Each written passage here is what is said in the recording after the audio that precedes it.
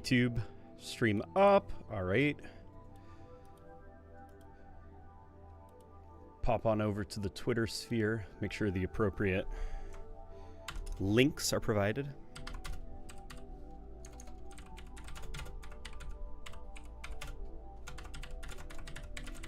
I am doing a mock-up main menu for the Halo CE remake. After being a bit let down by the one I saw in person last year. Come join if you want to help and give feedback. There we go. Okay, and now I will put the thumbnail that I am using for this video. All right. And we should be golden. Hey, dudes! Space Clanka? Oh, it's your first time chatting, Space Clanka. Welcome, welcome, buddy. How you doing, my friend? View your channel. Okay, there we go. Now we can get this here link. Okay. YouTube. Twitch.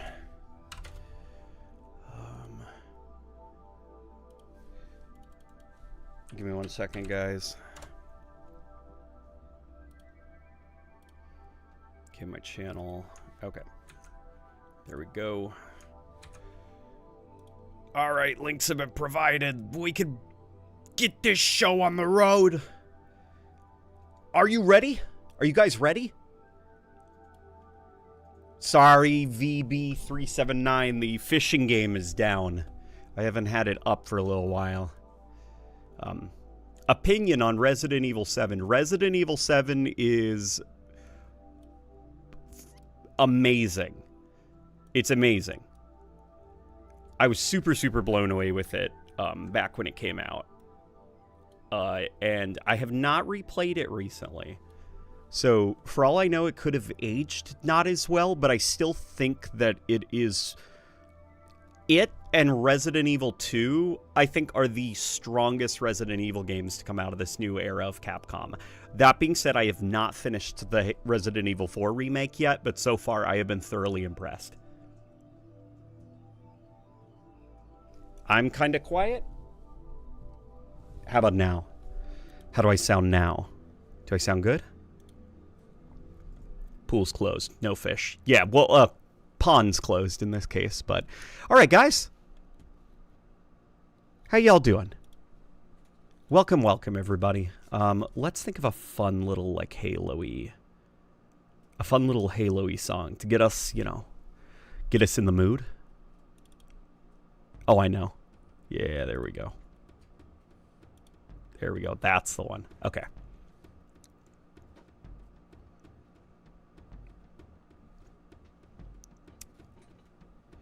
Because I just played it, and it's still horrifying.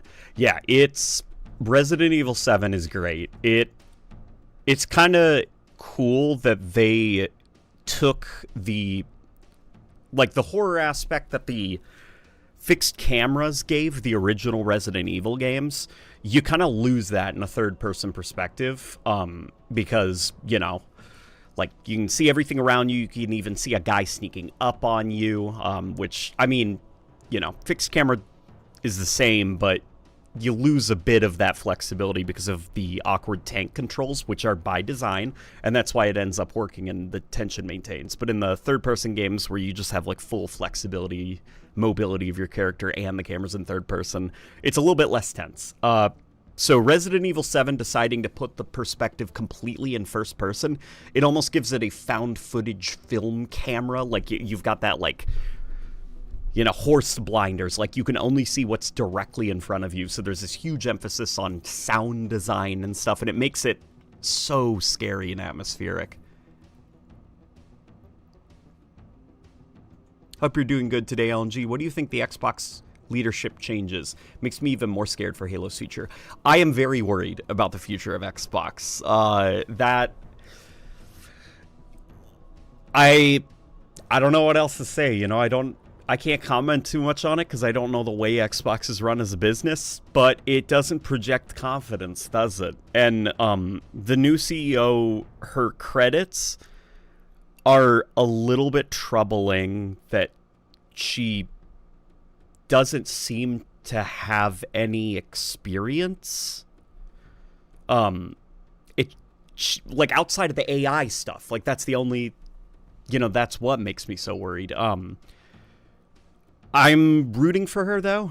The whole thing, about like I don't want mindless AI slop in games is like fine and all, but the problem is I'm sure Microsoft does not think their AI slop is AI slop. So that's, it's like the cult telling its followers it's not actually a cult.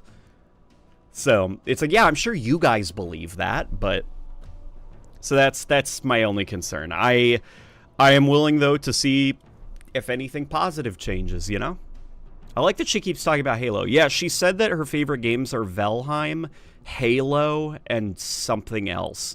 And Valheim is enough of like okay, that came out of left field, like nobody's going to say Valheim. Not that it's a bad game or anything, but hopefully you get what I mean. Like that's an incredibly specific game to list as one of your favorites, which makes me think that wasn't some kind of canned shitty response, So I'm like, okay, that seemed like a genuinely human response. Halo is one of your favorite games, so let's see.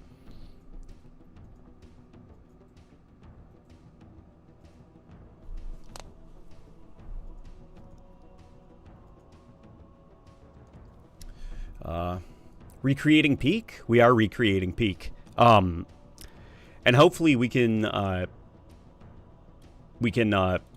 make something that's super cool as well.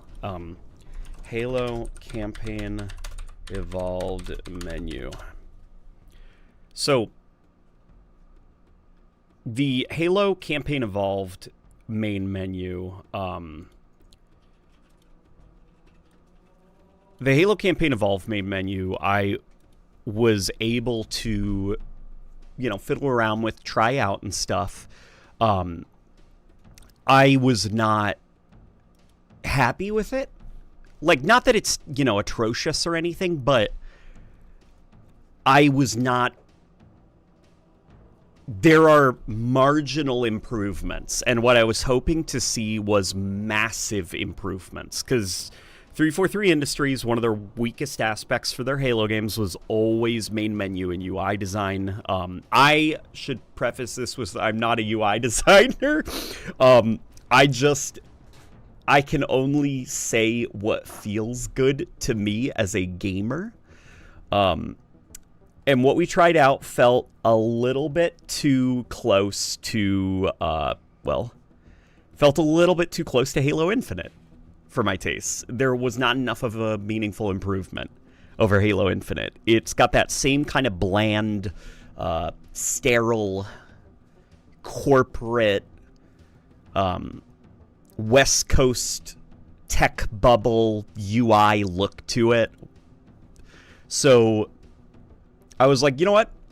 Let's try to make one of our own just for fun, Not as like we are better than the developers who went to school to learn how to design games and understand, the art of game design, but just like for fun.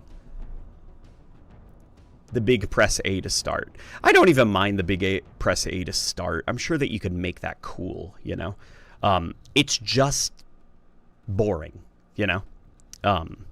I don't even think this is going to click around the main menu. What I will say that I did think was a big improvement, I was like, oh my God, they're trying to make an atmosphere, is the dreamlike floaty camera with the kind of monochrome filter.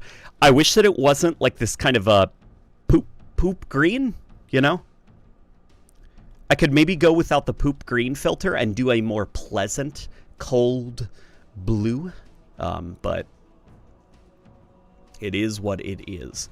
Here, you know what? I believe I have some videos of it. Yeah, here we go.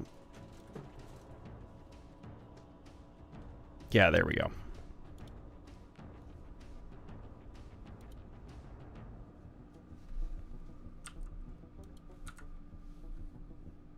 Okay, is Google Chrome just like frozen? Oh, there we go. Okay. The Dookie filter.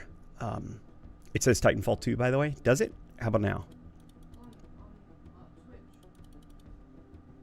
Stream info updated successfully. It should say Halo now. I read Twitch chat. Hear me out. We merge them all into some unholy conglomerate. Well, I don't want to make an unholy conglomerate. I want to make something genuinely cool. Like, this just looks like Halo Infinite, right? Like the same kind of like, you know, blue borders around things, the same kind of like minimalist line work and stuff like that. I mean, look at this. This is Halo Infinite. It's not good. I don't know what font choice they're using. But oh no, he's gonna play the dog butthole video. No, I'm not gonna play the dog butthole video, don't worry. So what we've got right here is a placeholder. There is no motion. What I am gonna do later, oh, you know what? Hang on. I might have spoken too soon.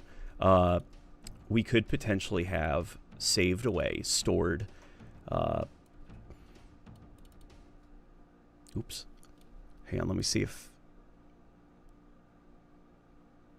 Yeah, this was me goofing off, trying to see if... You know what? I bet you we could, rather than the still image, let's just get that. Okay. Okay. What do you guys think? What angle is cooler? Here's the two options that we'll pick from. We got this, or we got this. 1, 2, 1, 2. What do you guys think? I'll let you guys make the choice, and then we will move on. Thoughts on the fall of Xbox consoles? It strangely turned me into a full-on Windows gamer. Windows is one of the reasons that got me into Xbox, so it's not new to me. I know I'm weird. The fall of Xbox consoles feels entirely predictable. It feels completely predictable, and unfortunately, it also feels like it was by design. So, oh my god, it's. Do we want to talk about it? Because I've been down a bit of a research rabbit hole by video game analysts, like folks that are paid basically to follow the trends and make predictions on where things will be a decade from now.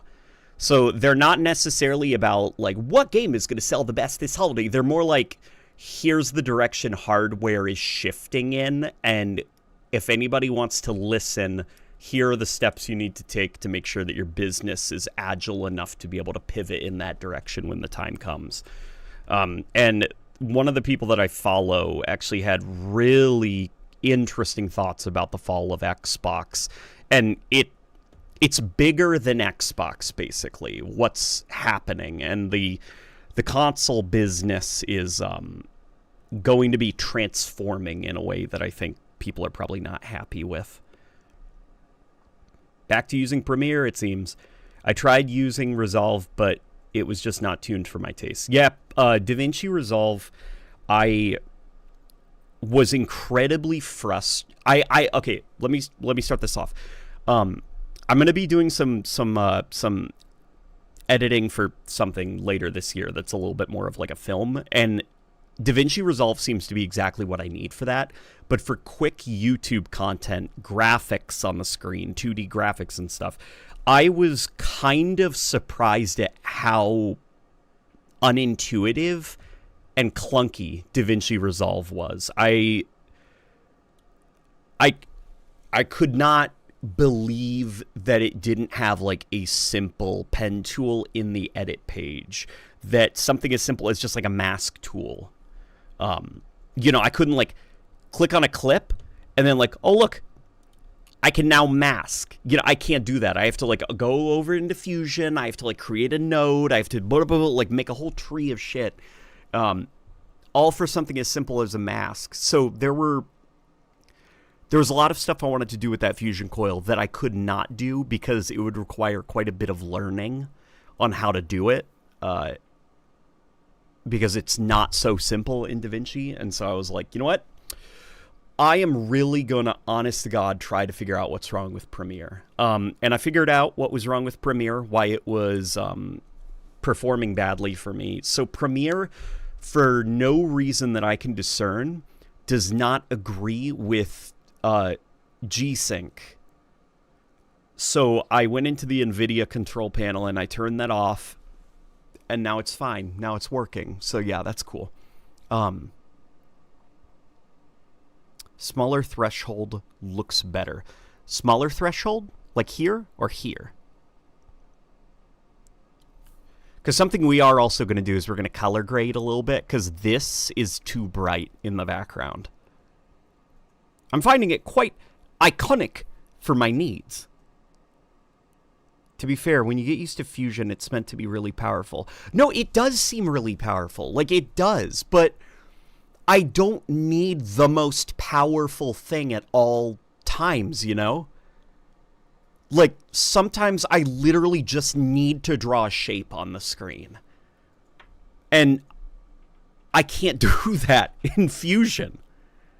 Like, DaVinci, if they want to be competitive and be like a valuable tool for content creators, they gotta also have cheaper things, like a mask tool, a simple like drawing a shape layer and stuff like that. Like they've got to have stuff that is like quick and dirty, you know? It's going to be very limited what you can do, but hey, you can do it right now. You don't even need to hop into the Fusion tab to get it done. Because that hopping around from tab to tab, like that stuff takes up a lot of time and kind of truncates and blocks up the sometimes it doesn't need to be a well-oiled production pipeline machine. You know, I just need to get a fucking video done and I want to draw a circle. Why do I have to open up Fusion and start making nodes just to make a circle? Mr. LNG, what an auspicious day. How do you do? I find myself vibrating with joy that I am lucky enough to witness your comedic genius and easy conversation skills at a time such as this. Yours truly, Mr. Nowhere. Mr. Nowhere, thank you for the $50. And also that is, I don't think I've ever gotten a handwritten letter before alongside a donation. So thank you. You are also the first there.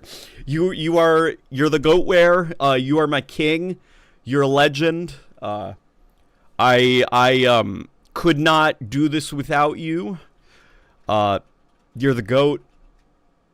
And I am so happy that you're in here with us, man. Yeah, Hidden Xperia is in here as well. Two. I see some people voting for 2. Left. You like this one better. See, I feel like this one is a little bit more, like, this is kind of weirdly framed, you know, like the ring. It's almost like it's cut off over here, where this feels a little bit more, like, nice, and it's just, like, it fits. It fits the screen a bit more. I mean, maybe if I were to, like, here, we'll blow this up so that you guys can see it a little bit better.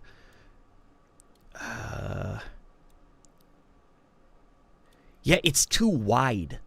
The bands, they're too far apart, and it makes it difficult, I guess, to get like an interesting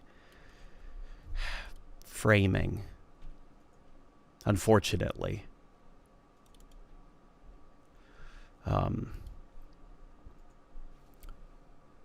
2 is far more dynamic for sure. Yeah. We've got something in the middle. We got this kind of off to the sides, and if we're operating on like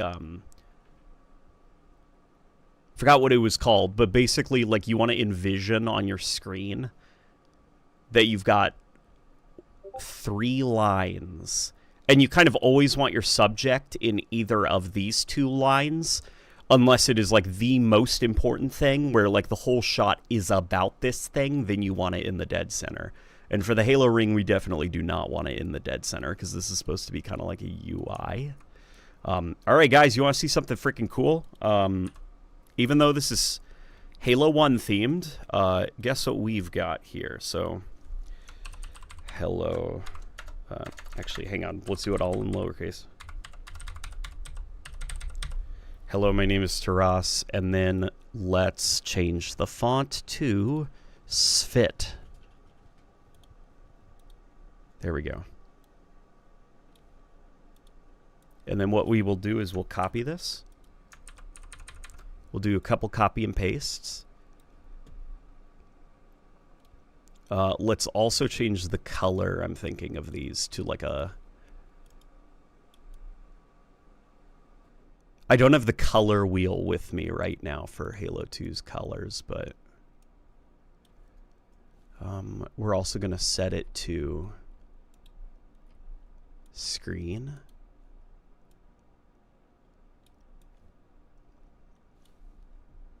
Here for this. Rule of thirds. Is it called the rule of thirds? You can add grids or rule of third lines if you need it. Do they work? I've tried clicking on them in Premiere, but they never show up even if I toggle them on, so I kind of gave up after a while. Okay, now we can do a keyframe quickly.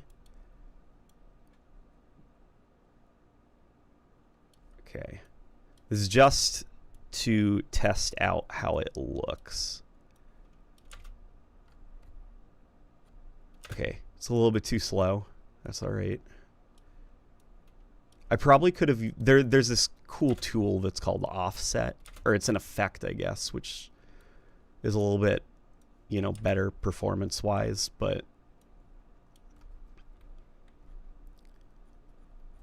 What do you think of that? That's pretty cool, right?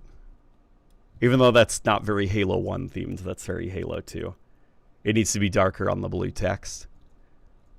Alright, we can do that. This is just like a little bit of warm-up, basically. Goofing off, flexing a smidge. Here, we can definitely make it a little bit darker. So here's what I was envisioning for this. What I was envisioning that we're going to do is we're going to do something that feels really awesome, very Halo 1-y. Okay, so that is too sharp. So what I'm going to do is I am going to apply a little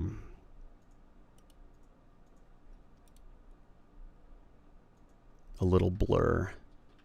Just so it's ever so slightly fuzzy looking. Hell, I could maybe even make it like a little bit larger.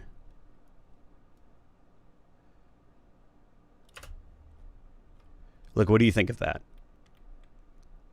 It's kind of cool, right? And then we can just like copy and paste, make a bunch of them.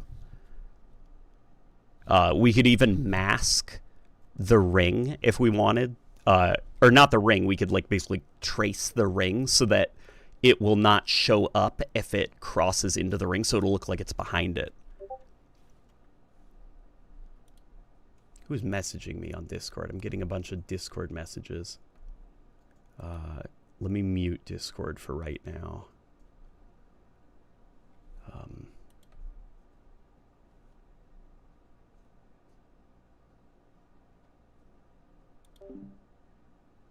I hope that worked. No, probably not.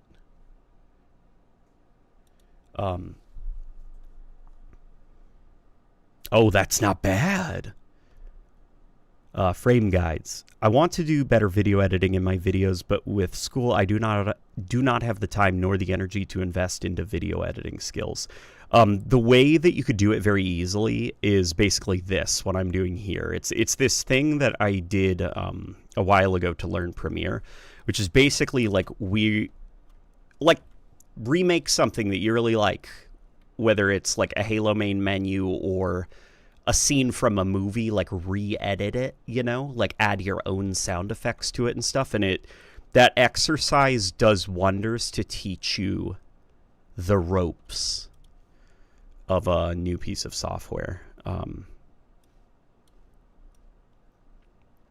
Okay, yeah, so we can totally edit the colors and everything that we want, but we do not want to make it look like campaign or Combat Evolved Anniversary, do we? What I just want is I want that nebula in the background to be a little bit less.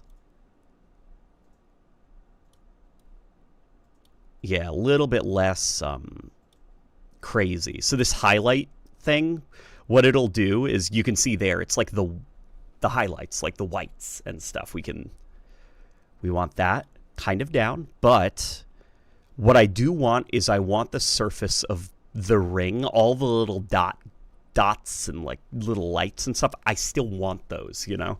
So what I am going to do to kind of, here, I'll show you. Basically, this mask that I'm putting here, this little shape that I just drew, I clicked on the color that I just applied, and I drew a little mask around this spot. And what that will do, hopefully, it's a little bit too, here, you know what? You'll be able to really notice. See? It's basically a rule of either apply outside of this area or only within this area. So, highlights.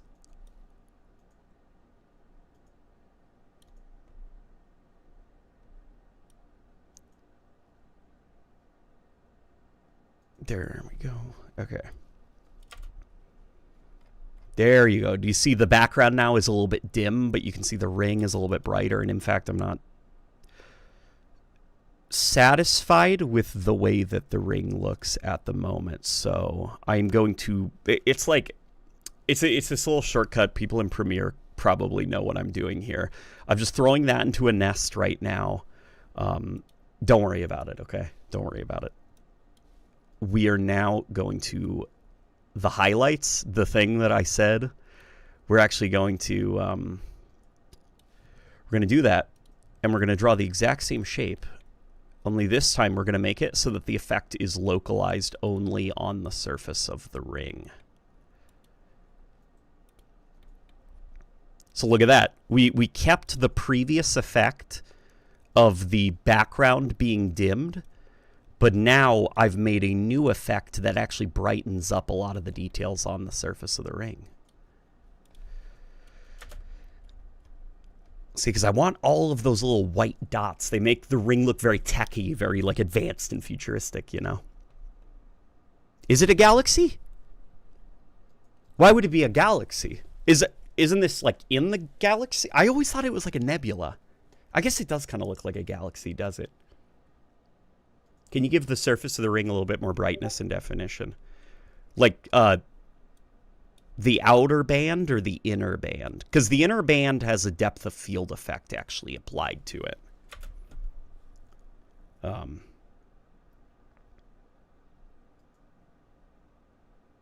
I am at a 7-stream streak. I see that. Oh, that's not bad. Buffalo, do you edit?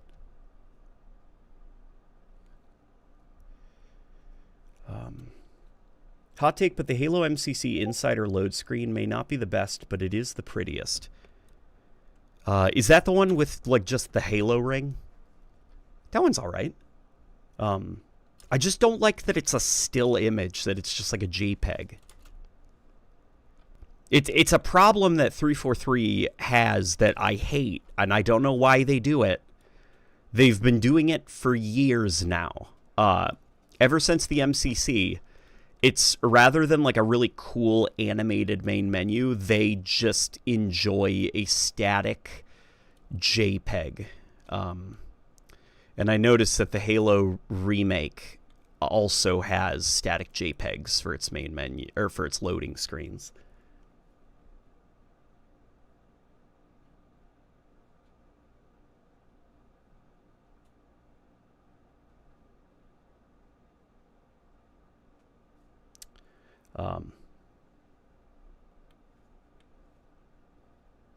Got good.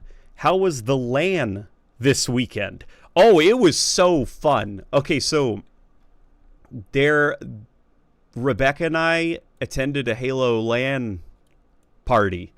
I live near Dust Storm Podtacular, and we were like, let's do a LAN party. And it was very fun to play Halo MCC on LAN. There is this awesome mode that we set up that we were like, okay, there's something golden here. We need to work on it a bit, which is Halo 2 midship with the Sputnik skull, the boom skull, as well as feather, I think, and the game mode is oddball with 2 oddballs. And it basically is like a game of first-person pinball. Like, you're constantly being rocked around. Like, you know the platform in the center of midship? I didn't know that that's a physics object. And the reason we found out is because that thing was freaking out because explosions were constantly going off. We almost clipped that center platform into one of the spawn bases, and the game had to, like, step in and drag it through the wall back to the center. I didn't even know that was possible. Yeah, but right now they don't feel like actually illuminated lights. It feels less realistic, if that makes sense. I get what you mean. Yeah, they're not actually illuminated or anything. It's mostly just me upping the highlights here. What if we darkened the surface of the ring a little bit? Would that make them stand out a bit more? Look, like, how does that look? Does that help?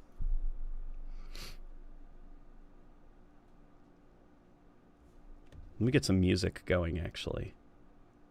Oh, you know what? You know what we need to do?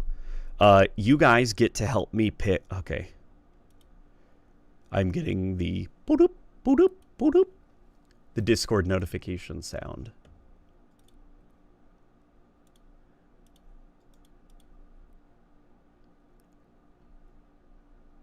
Okay, there we go. Enable desktop notifications. Sounds.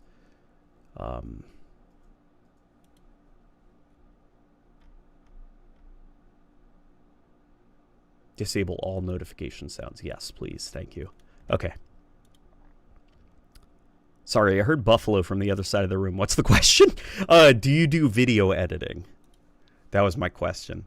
Hello, Mr. Halo Man. Well, there we go. That looks a bit better. Yeah, does that look cool, guys? I like that. I'm a fan of that. Okay. Here, you guys get to help me with something. Okay, what's going to be the background ambience? The sound of our... I'm still organizing all of this. By the way, so... No, that's not good. Here, there's this very specific... It's rumbling. It's this very specific rumbling sound. I think it's in music? No. No. Hang on, I can find it. It's a rumbling. You know, like when you're sitting at the Halo 1 main menu for a little bit of time and it's like that. You know what I'm talking about.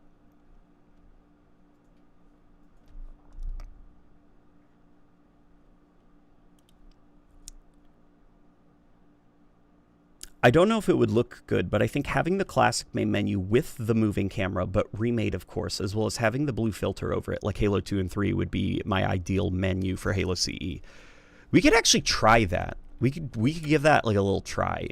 This is a pre-recorded video, so I can't, you know, like, oh, okay, let me hop into the MP4 and move the camera around. I can't do that. But New bin, new item, adjustment layer. If you guys want, we could try. We could certainly try to make a little monochrome. There you go. We do that, hang on, and then copy paste. And now it's somewhere around here. That Halo 2 color, somewhere around here, give her, like, you know, we'll need to do a little bit of editing. And then blacks are crushed just a little bit.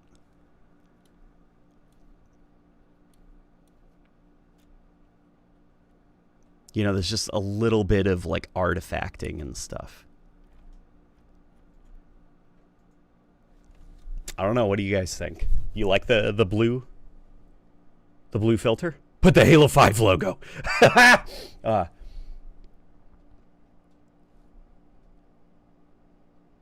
you remember? Does anyone remember the Halo 5, the fan-made Halo 5 main menus before Halo 5 came out? Oh, of course I do.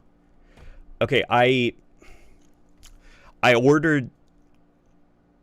You heard me set Discord to silent. Like, you guys heard me as I walked my way through Discord, setting it to silent, right? The notifications.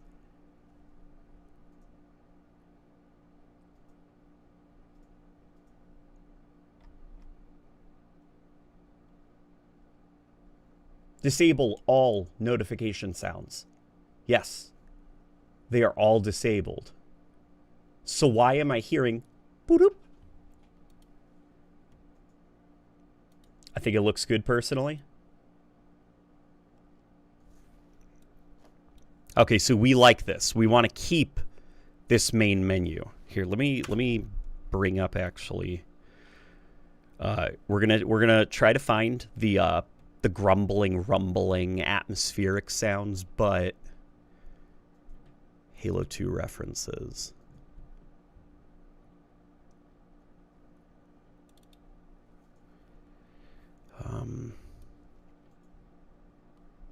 Okay, it's a little bit too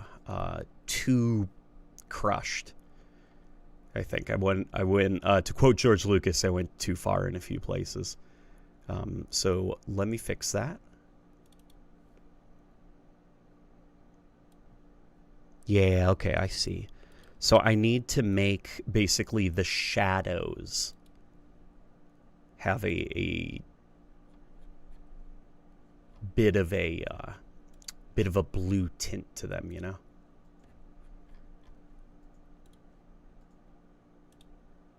Where is that? Oh, shadow tint. Here we go.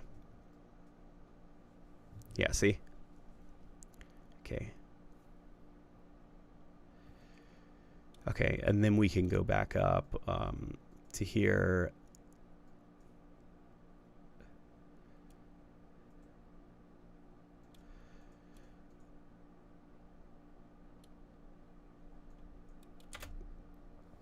Okay.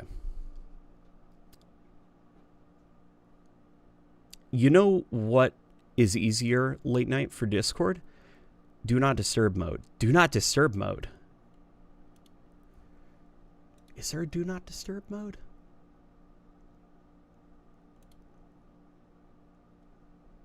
Streamer mode. Okay, let me... I've also got these headphones on, so it is the loudest sound in the world. It feels like it drills right through my head.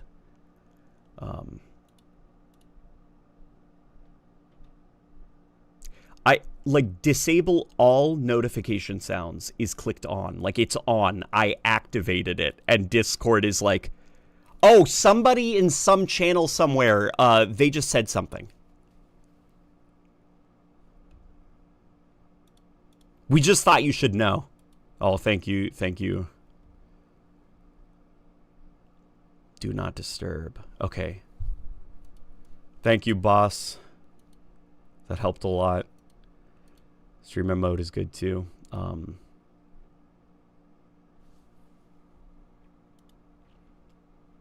just from a Halo 3 nostalgia standpoint, that's very clean. I'm glad you think so. Halo 3 definitely is the one where it's a little bit more on the clean side, because Halo 3 is around the time when we were starting to move away from that Y2K, like, everything is crazy and turned up to 11, you know, like the future is now. Like, it was moving away from that, so a lot of the scrolling digital, like, text lines and stuff like that. Like, Halo 3 is just, like, simple, you know, very simple. So what we are going to try to channel, though, is a little bit more of that Halo 2 and Halo CE atmosphere. So here is a cool thing that I made a while ago. I'm going to have to remake it because I'm not entirely happy with it. I also screwed it up by rendering it with a glow already. But I animated this... I can't remember how long ago. Early last year? Maybe late 2024? I could easily whip this up much faster. I remember this took me a while because I was still learning After Effects. But now I could do it much, much faster. And I made the blunder of rendering it with a glow. See that glow pattern? Or not glow pattern, but you can see it coming off of the lines. I shouldn't have done that because it makes it a lot harder to integrate it very seamlessly and cleanly into my videos. But here, we are going to use this. I'm going to throw that in there. We're going to put it above, and then we're going to set the blending mode to screen.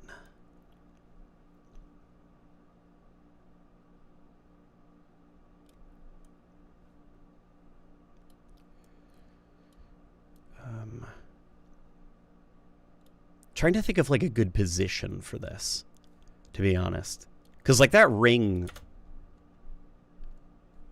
the ring looks great there, you know. Okay, hang on, and then make this blue. I'm also gonna apply a blur effect to it so it's slightly out of focus.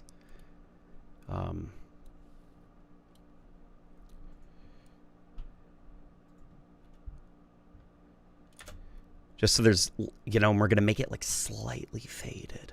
Just so you can barely see it. You know, just like enough so that there...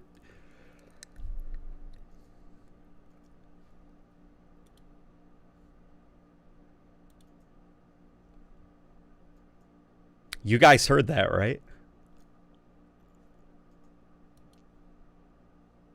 I'm pretty sure I've also got notifications turned off for like every group that I'm in.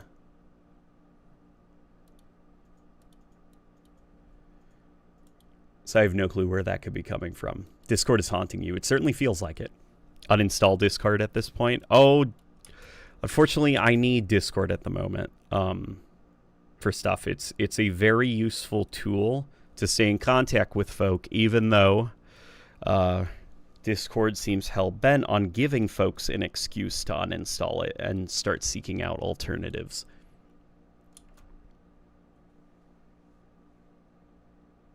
Part of the main menu vibe for Halo 2 was the haziness. Yeah, the haziness, like the fog, the very...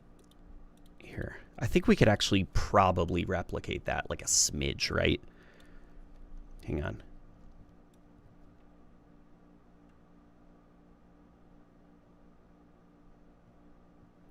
What if we did this?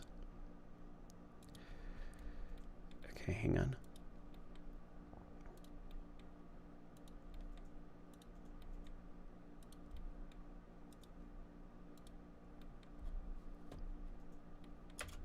No, hang on. Other way. Boop. What do we think of that? Does that look cool? Does that look cool, or does it kind of like the whole thing has to feel kind of like dreamlike and kind of slightly out of focus? Almost like there's a humidity on the camera lens.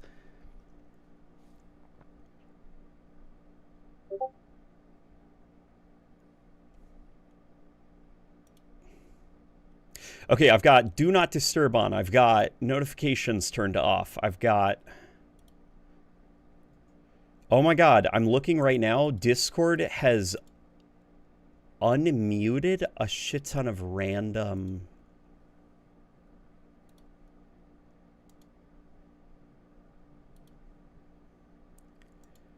It's just unmuted a shit ton of random stuff.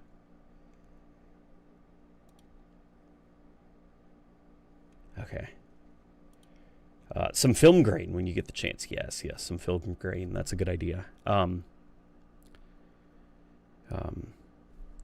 Adding some keyframes with dips to black would be so sick. Like every now and then it dips to black. It's a bit too much, the depth of field effect. Flattening the contrast in the background would help too. Like making it super, what do you mean by flattening? You mean like this? Or you mean like this?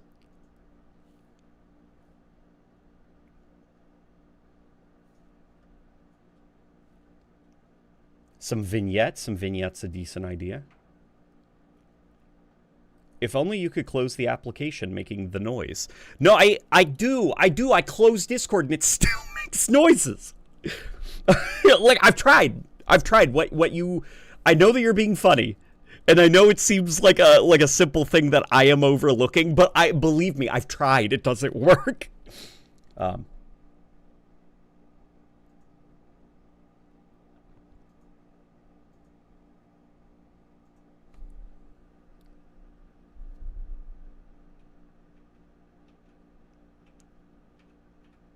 Yes, lots of vignette suggestions.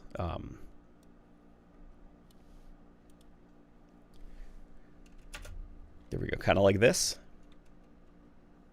And I think what's going to happen is once we're done here, I'm going to save like these color layers and stuff, like this color grading that we're doing, and I'm going to go into Halo Combat Evolved, and I'm going to get some more dynamic cameras and hopefully bring you guys on for the ride.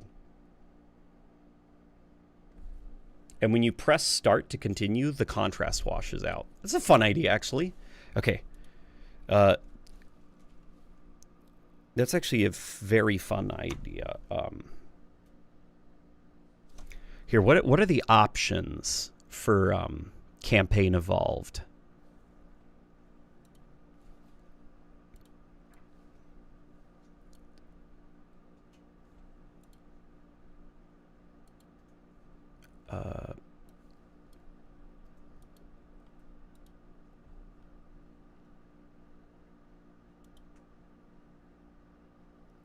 Not the options menu. There's no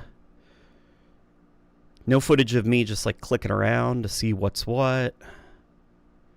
You know, like continue, new profile, like that kind of stuff. Okay, damn. Are there any good videos of somebody like exploring the Halo remake main menu? If anybody has a link to that, that would be super cool. Because for now, basically, all I can do... Oops. We're still set to the Svit font. Campaign. Profile. Settings.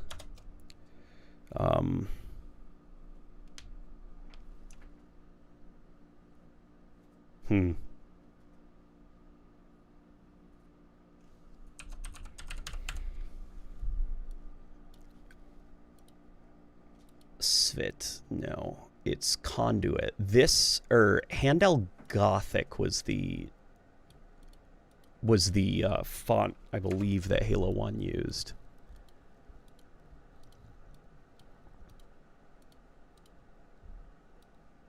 It was either that or it was Conduit. No, that had to be it, right? No. No, it was totally Handel Gothic. Yeah. Okay. We're good. Add some film grain when you get the chance. Like the screen, the UI is alive.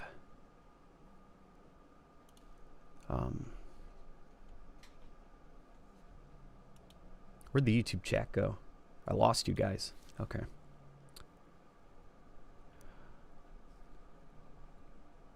Split screen wish? Oh, well, here's the thing. Split screen is going to be in the campaign, you know?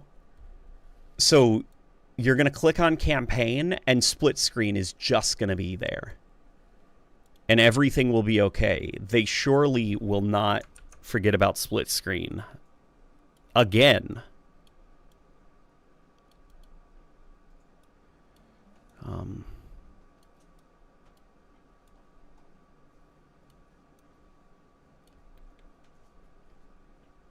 Don't worry about don't worry about the actual, like, you know, placement of everything. Like, that's something we're going to figure out later when we're polishing.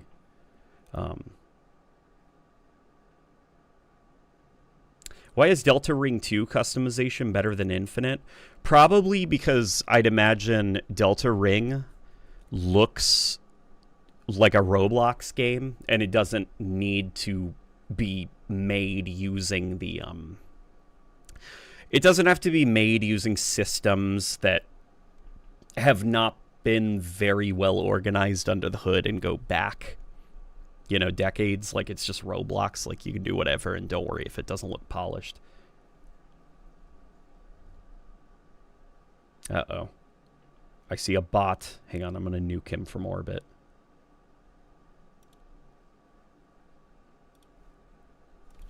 Hang on, watch this.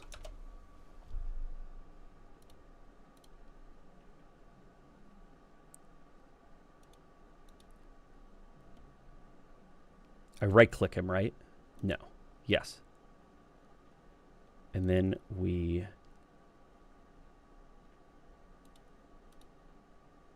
can follow, invite. No, I don't want to follow him. What are you? Ban! Boom! There he goes. He's gone.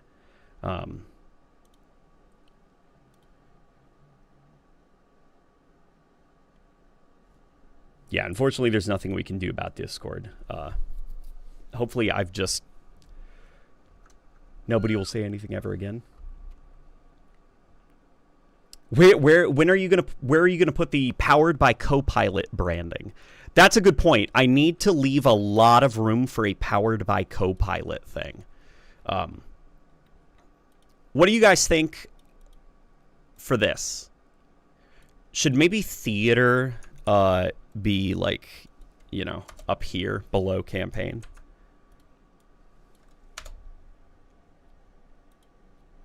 How does that seem?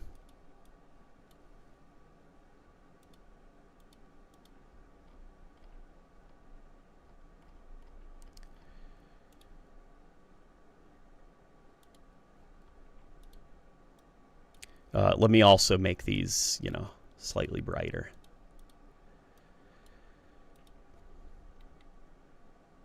I think these things should also have their own box, shouldn't they? Theater mode should be at the bottom. Below settings? Below settings. I don't... Like, I get that it would look better, you know, because it would kind of, you know, make a triangle shape to have the smallest one all the way at the bottom. But below settings? That feels weird, at least to me. What we could probably do, this is a cheat, actually, that Bungie did with some of their stuff.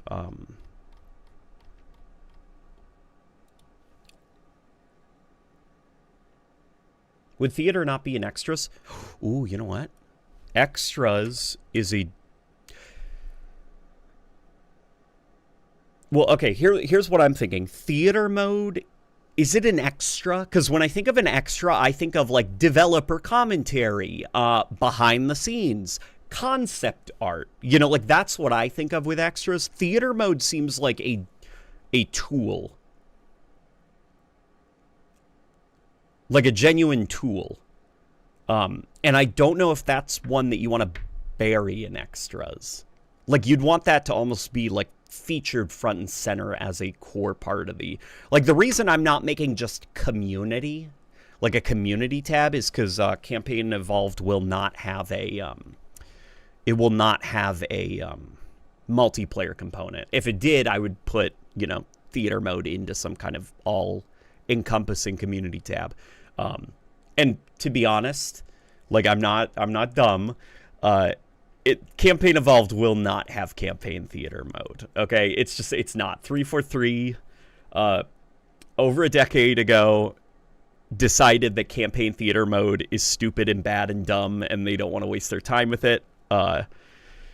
And I cannot imagine that the jump to a hybridized Unreal and Halo Reach engine is going to make things easier for them to do a campaign theater mode of some sort. Needs a very microscopic quit. Oh, like down here, like a quit? Or should it be like... like right there? Any good pumpkin stories? No, not a good one. Yesterday, Rebecca and I were walking, and she was holding Pumpkin, and things were a little bit slippery, and then the ice took her before I could grab her. She fell really hard and hurt her back, and she was holding Pumpkin, so he went down with her, and he hurt his tail. Shih Tzus, they have the piggy tail where it curls up, you know, and like kind of rests on their back.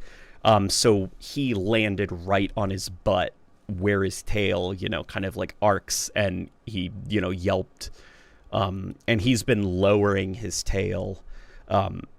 We monitored him, we observed, and I don't think he broke his tail, thankfully. But I do think he bruised it. Theater mode below quit. Theater.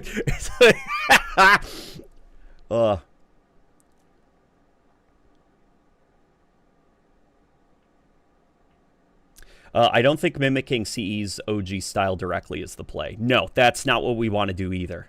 We do not want to make it like 1-to-1.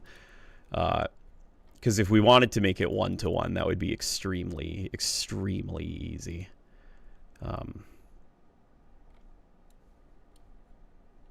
And I'm taking a look at something, a reference point that I have.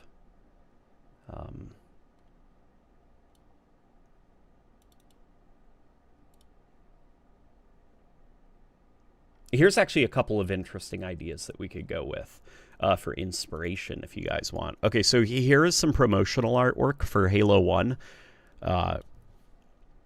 prior to the game's release.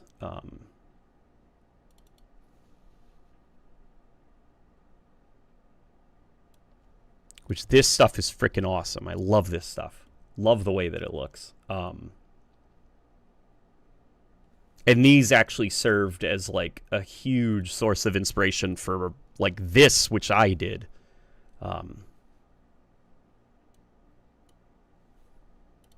You know, as well as this. But here, I quite like this. I'm not sure if this was original, though, but it's so good and so well done that I've kind of thrown it in there in my reference pile for Halo 1 stuff. Yeah, like if we wanted to make just like a 1-to-1 replica of Halo 1, we could easily do that style, but I feel like that would be a little bit too boring. As well as there's a difference between looking Y2K, I think, and looking like it is from a video game that was released almost 3 decades ago, if you know what I mean, you know? And we do not want our menu that we're making to look like it's from a video game that was released 3 decades ago. We want it to look modern, but clearly Y2K inspired.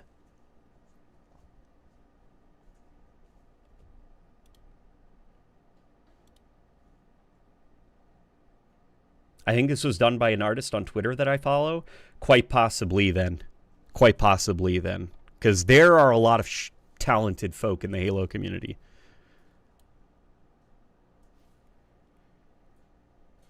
Why that Hunter looking kind of goofy? You think the Hunter looks goofy? Where? That one? I think he looks cool. What about Guilty Spark right there with all the code behind him and stuff. I think that hunter looks cool. It definitely needs like kind of like a bloom effect, you know?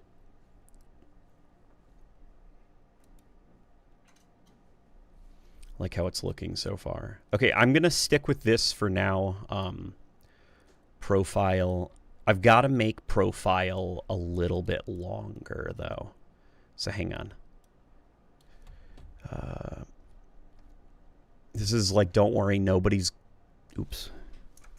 Okay, well that's not it.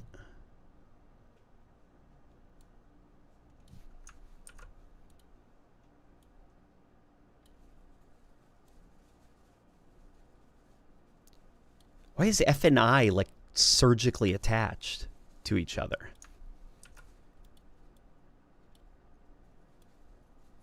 Do you see this? Why won't they disconnect from each other? What the fuck? Okay. Is it just like stylizing? Like it thinks it looks cool if this font thinks that F and I look cool if they're connected? That's weird. Okay.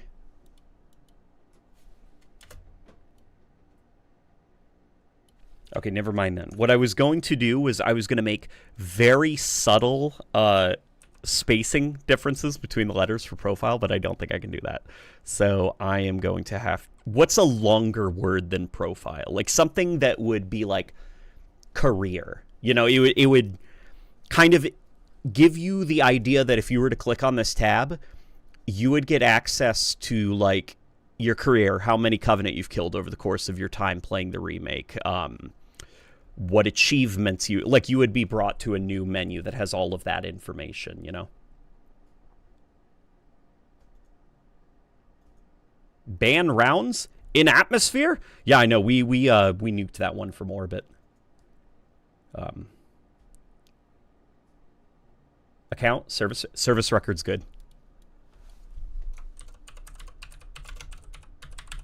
Service record's very good. Gotta figure out how I can get it to not be nearly as long as campaign.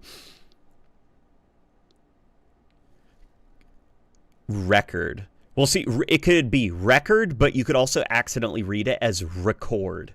And that's not what I want.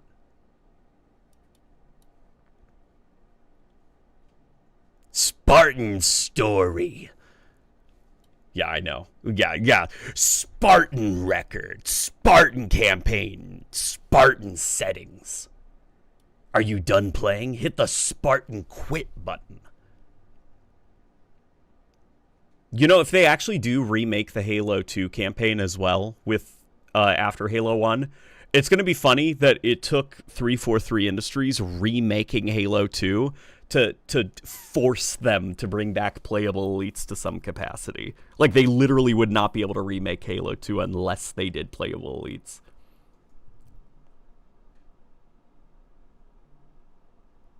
It calls it the War Journal. It has a concept. That's an interesting idea. War Journal? I don't know. That's a little bit... Like, Gears of War, War Journal totally makes sense, and war is in the name. War Journal does not sound Halo-y to me. It doesn't sound like something that you'd see on a Halo main menu. It totally makes sense for a Gears of War main menu, though. Just records. Okay, we'll put it on screen, and you guys can see if it fits. See, I read it as records. I'm like, theater? Like, that's what I see there.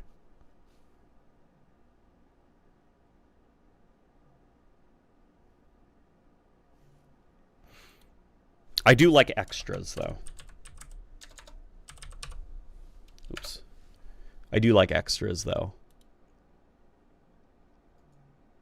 So we need a word that is slightly longer, or about the same. What about codex? No. Codex is not good. We need something that's gamey sounding. That's very gamey sounding. That's not like in-universe or like Spartan Diary, Spartan Records, Codex. Like, we need something that will communicate to you as a player. Go click on this if you want to see what your stats are like over the course of playing this. Yeah, career is good, but the problem is career is like, look how short that word is. Like, it's so short. I don't know. Maybe it's fine and I am just overreacting. That's fine, right? Am I just like overthinking things? What I was thinking is I wanted like, okay, ignore this. This is just gibberish. Like I wanted it to have that shape to it. You know, where it's going down, almost like an upside down triangle.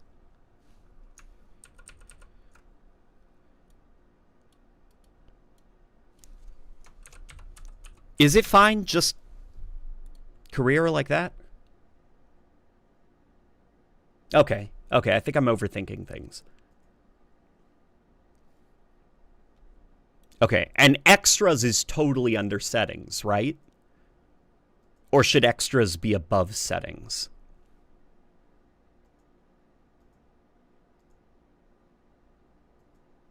Ultimate Spartan History Records. Spartan Story.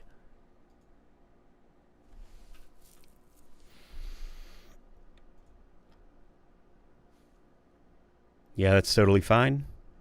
Perfect. All right. Let me also drag the speed channels. Set it like to 50 so we can just get like a lot of mileage out of that track, you know, down there.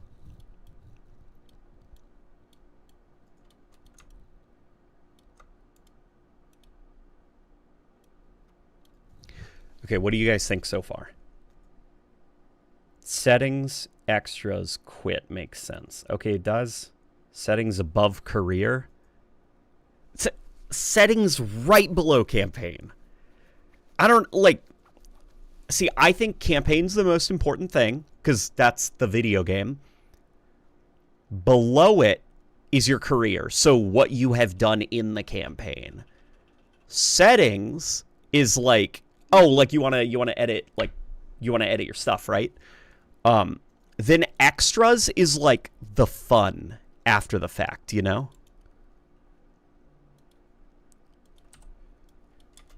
Like extras is the fun little stuff, and then quit.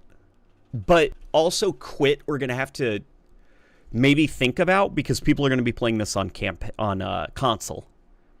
LNG, have you ever played Overwatch 1? I used to play quite a bit of Overwatch 1. Do you think it's a bad game, or the hero shooter genre is a bad subgenre of the FPS? Because right now I kind of feel fed up with hero shooters. I quite liked Overwatch 1.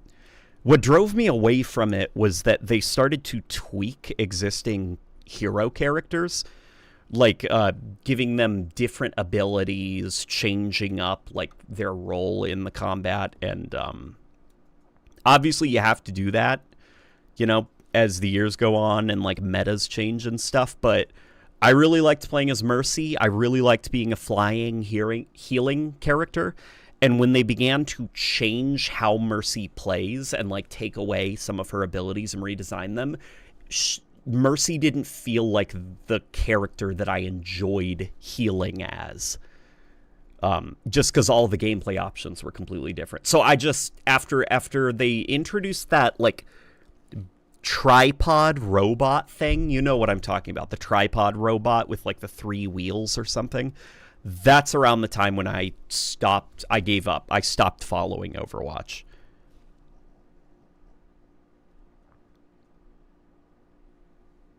Because I couldn't keep up with every time I logged back on the game. One of my favorite characters to play as, their abilities were completely rearranged and changed. Replace everything with theater mode. You should add system link. Aw, that's fun. System link, that's a fun idea. Add a fun button. Like just fun, the word fun. I think the options should be aligned to the center like an axial system instead of a grid system. Since planets and rings spin on axes, I don't know if you... hang on.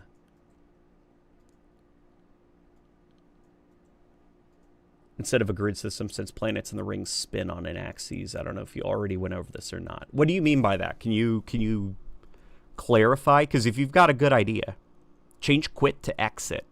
Quit sounds like you're a loser, and exit keeps it in line with the others being nouns. Okay. Okay, I hear you. Let's see. What do you guys think? You guys like exit?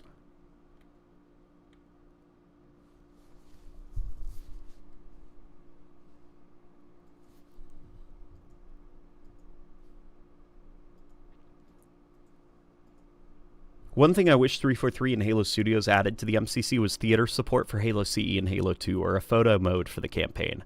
That would have been awesome. Theoretically, you could add theater mode to Halo 1. In fact, there's a community mod for the Gearbox Software PC port that adds theater mode. And it essentially does the exact same thing that the Bungie theater modes did, where they would record your button presses and basically do like a campaign playback of the game playing for you, you know, and like doing all of your exact button presses.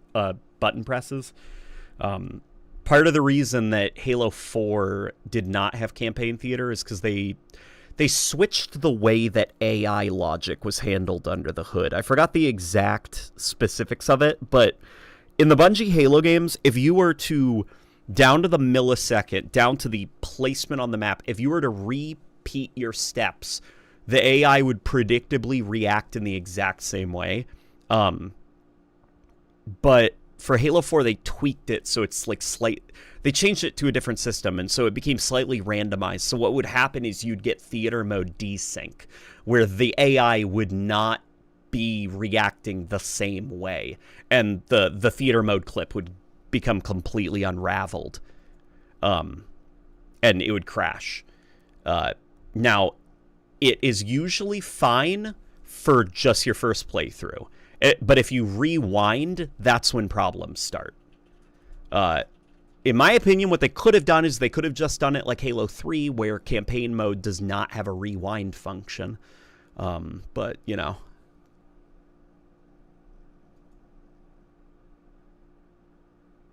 That would require them to... That would have required them to do like some, you know, like major updates to Halo 4 back on the 360, and I'm fairly sure that they had bigger fish to fry. And for Halo 5, by the time of Halo 5, it sounded like the theater mode did a lot of reworks under the hood to the way that it functioned. And some of it was, you know, like good intentions. They wanted to give players the ability to first-person spectate all players in a match, as well as offload some of the resources from consoles onto like a cloud. That way you don't have to physically store the film clips. But, you know, the side effect of that was we completely lost campaign support.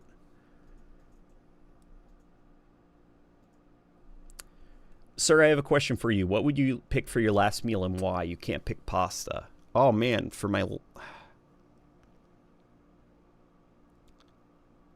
I don't know, because I have a lot of favorite foods, and the problem is that I have a lot of favorite foods, and it depends on the mood that I'm in, you know?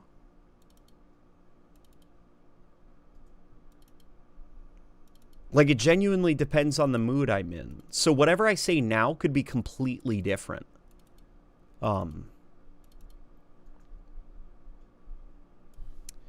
Here. What I am looking for now is something to... there we go. Here's what I was looking for. To frame our options.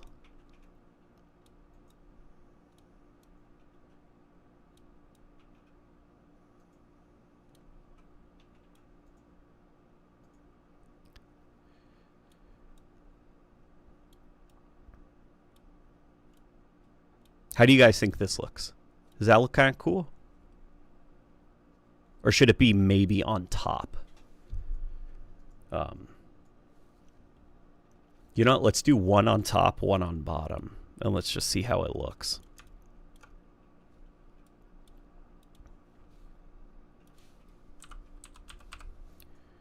And I know I said like 130 years ago that I was going to find that ambient rumbling sound. We will still try to find that. It looks a little bit squished. I'm not sure if I like that. It looks squished. Like, I feel like it's the right idea, but this is not it. You know, that's not what it should be. Should these be smaller? Is that maybe the solution?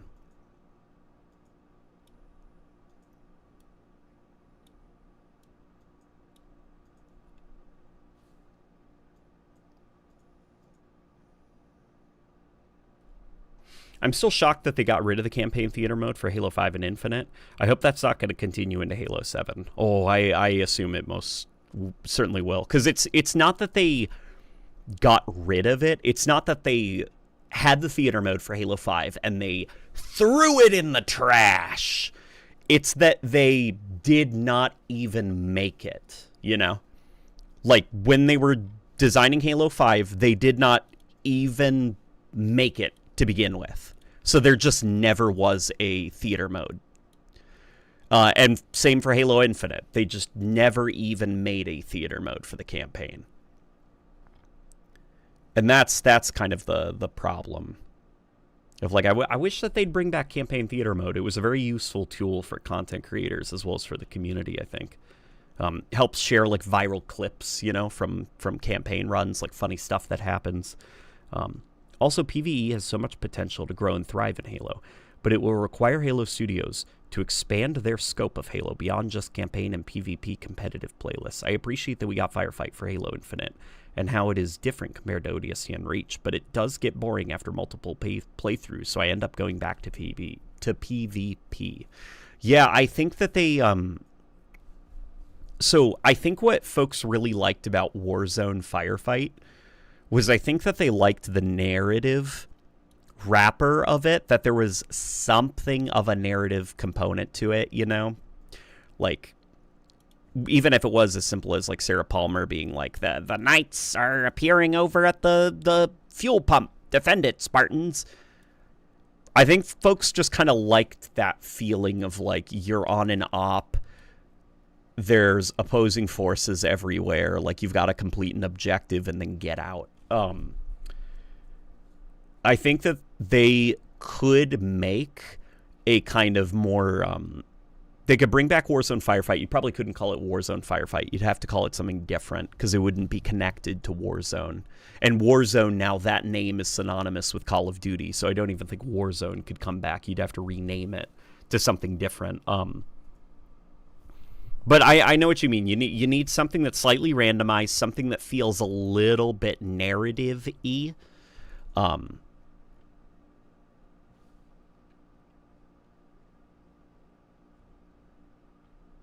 Maybe placing them diagonally from one another. That's a good idea, actually. Here, let's try that.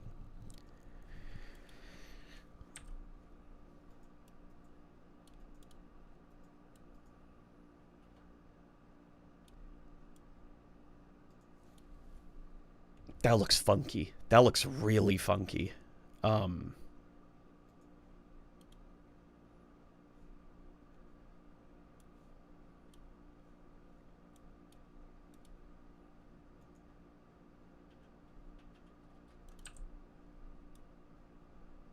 Maybe like this.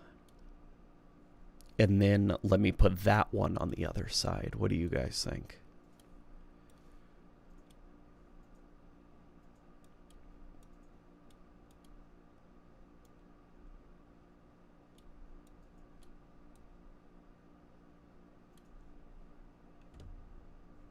then this looks so empty and big and kind of like out of place.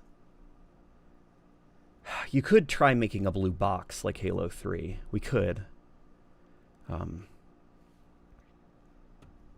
Let's try that quickly. First, though, here, let's just so it isn't just silent.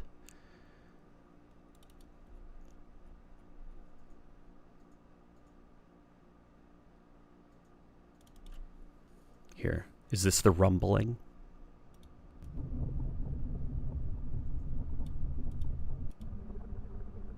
Yep. This is the rumbling that I needed. Okay.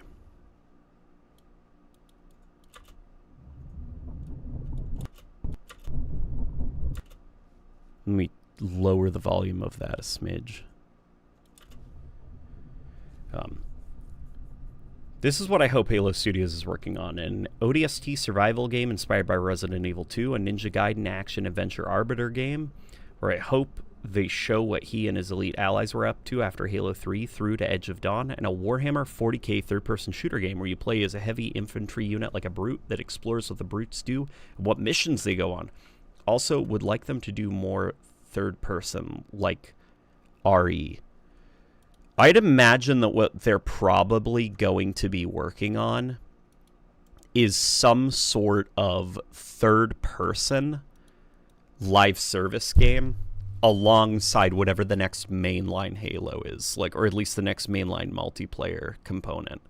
Because I think that they tried with Halo, with with Halo Infinite, they tried to do like the whole optional third-person mode, but the problem is it can break some of the competitive modes if you have the ability to peek around a corner without physically being around the corner, which is why they limited it to just firefight, which at that point it's like, okay, well, what if somebody likes the third-person mode because they feel more comfortable playing it in that? Now they can only play firefight, you know? So at that point, what I would say is like, no more with the optional third-person mode. Make a first-person Halo game and a third-person Halo game, and make them very different experiences that cater to different audiences.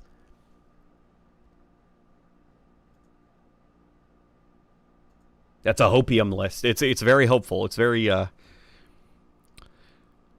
yeah, very, very hopeful. Very creative too. A little bit too creative for Microsoft.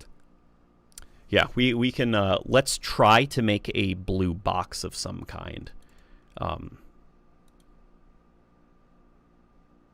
Adjustment layer color matte, right? A dripper? Let's make it like a dark blue. Like that, right? Okay. Oops. That wasn't right.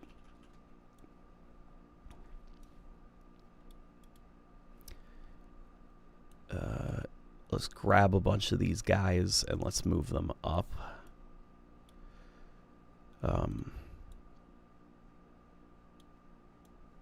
Oh, wait, no. The animations we want to keep below the letters. So there we go. All right, now...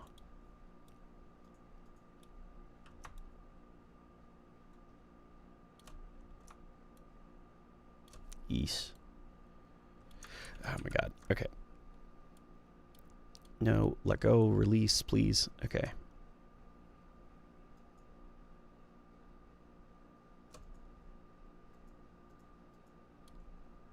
Hang on.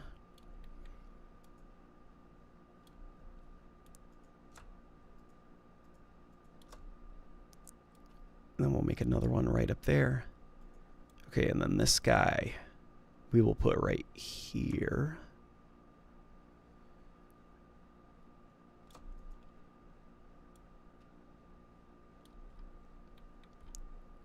Gosh, this is so scuffed.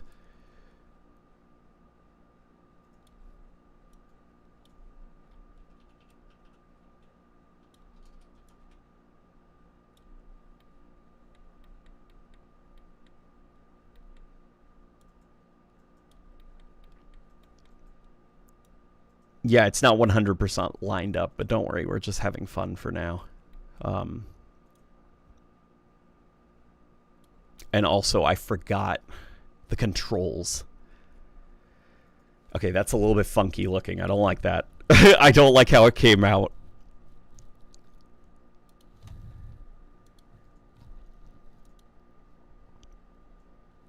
Now, how can we blend it in a way that's kind of interesting?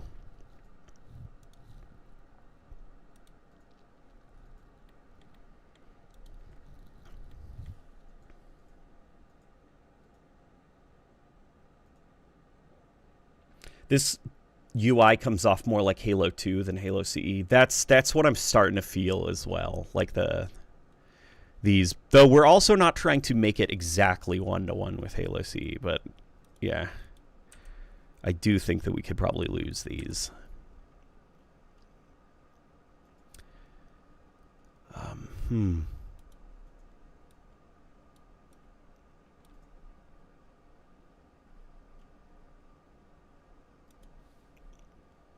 What do you guys think about the black box? I don't know. I'm not feeling it, to be honest, personally. Would there be a debate over a third person versus first person in the Halo community similar to the Resident Evil community? I would say to make third person work in a certain playlist, make the gameplay like Warhammer, Gears of War, Resident Evil 4, 5, and 6. I think the easiest way to avoid discussions is to make a separate game. Just, make a completely different Halo game at that point, which is why I brought up the idea of like a third-person spin-off. But that's just me.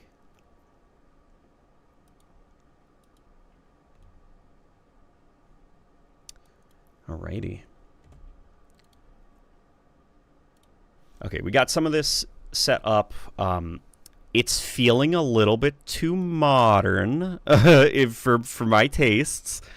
So let me start adding a bunch of really cool stuff. Okay, so we've got those like logos and those things, like those interesting little. Here's a fun little thing that I like to do that was actually inspired by the Halo 1. It was inspired by the Halo 1 instruction guide. So the Halo 1 instruction guide, in the background, you can see like random like fake little, it's like little scans, you can see pop-ups and it'll like be circling a star and there'll be like a little data reading. See if it's in the background. Yeah, see like right there. I mean, I made this, but you can see right there how there's like the star right there. It's something that I like to do every now and then.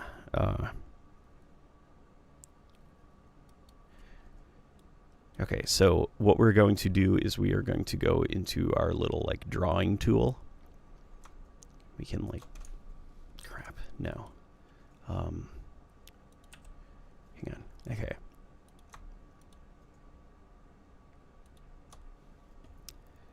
We'll do like that, because that was usually the shape that they would be in. We're not going to fill, we're just going to make it a stroke. And then it has to be a very thin, very, very thin. Like that, basically. And now we need to make a circle of like, this is the spot we're analyzing. This is the spot that we're scanning, for info. What is the info? I don't know.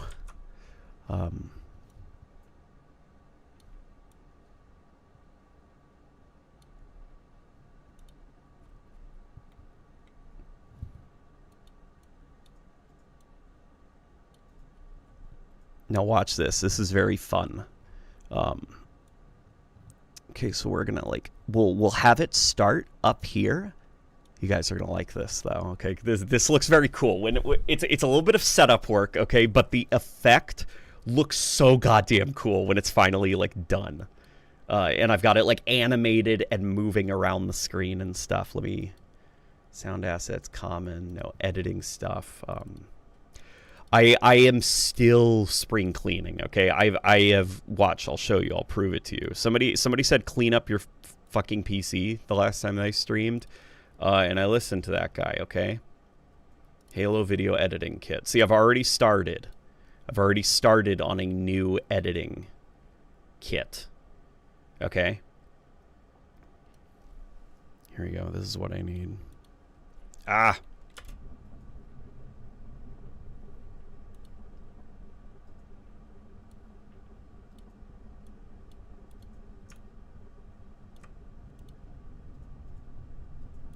Okay. So now what I need to do is I need to make it small like this and line it up with, line it up so that it looks like this is the data that is being like scanned, that's being read, you know. And now what I will do, here, let's stretch it out just a, you know, a little bit.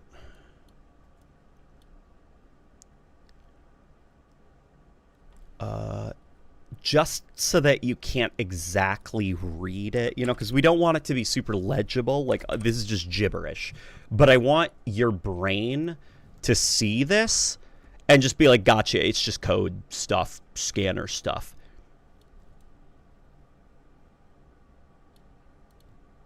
So...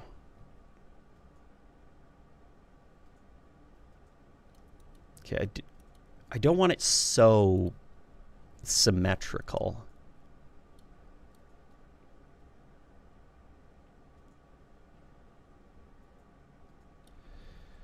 Okay, there we go.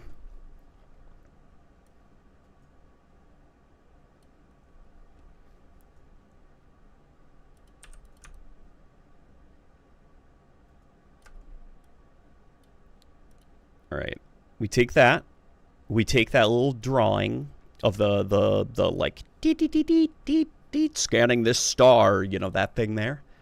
We combine them both into a nest. Watch this, watch this. We make it screen. We dull it a little bit. Actually, let's probably brighten it up just for you guys. See, and now you can see it there. And what's cool now is we have this thing that I can speed it up if I want. Like if it, you know, switching between the different lines of code, if that's happening a little bit too slowly, then we can always speed it up. I think the font is a bit big. It is a bit big.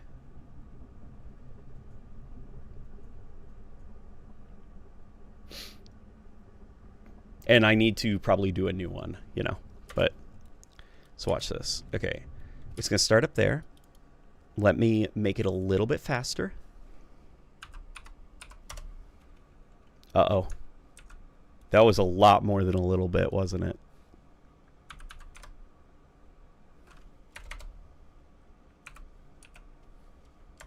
$150. Let me see. Yeah, that's good. Okay. Okay. So it's going to be like up there for a little bit, like we're scanning that thing, whatever that thing is, and then it's going to move after a couple of seconds. And what's cool is because I made the actual code itself sort of like fuzzy and a little bit out of focus, it doesn't matter what it says. It doesn't matter if we flip it so that it's, you know, reversed. Like, nobody's going to notice, you know, because they can't even really read it. And now we can make it like up here.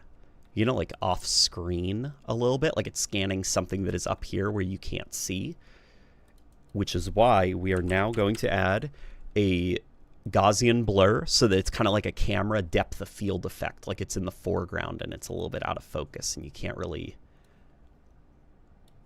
So we're like, see, it's over there. Hang on. See, it's over there. And now it's up here in the foreground. Okay. Now let's grab that Gaussian blur, flip. Let's shrink it down a little bit. We can maybe brighten it up just a bit more. And now let's move it maybe somewhere down here. What do you think? Like it's now scanning one of these stars and reading off some data to us.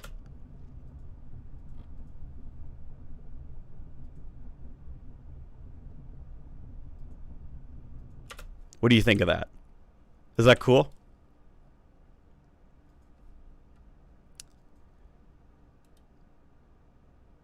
Unrelated, why did Sony shut down Blue Point Studios, yet kept Firewalk Studios, who was behind Concord? Oh, they shut down Firewalk as well. They shut down Firewalk as well. And as for Blue Point, I could not begin to tell you what the fuck they were thinking. Maybe it made sense to them, but all I could think about is, like, they've... Demon Souls, the Demon Souls remake, obviously the Demon Souls community has their own gripes with it.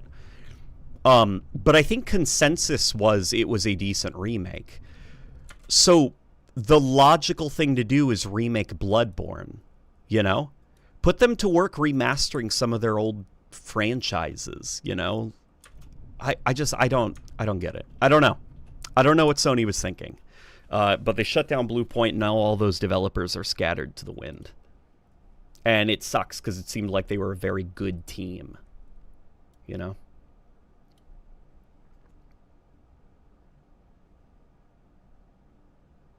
Procreate's an amazing drawing app. Is that true? Rebecca and I quite like Procreate.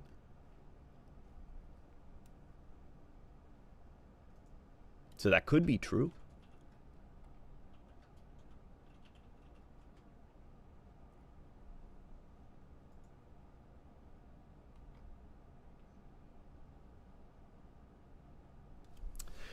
The issue with make it play like XYZ game is that those games have very different level design and enemy behavior. Yeah.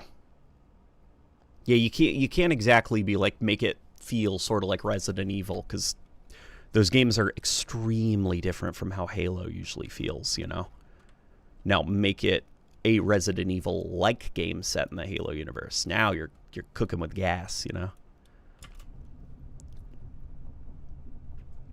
Here, that first one is a little bit too... here we go. What do you guys think? Are we starting to have a bit of a Halo-y vibe?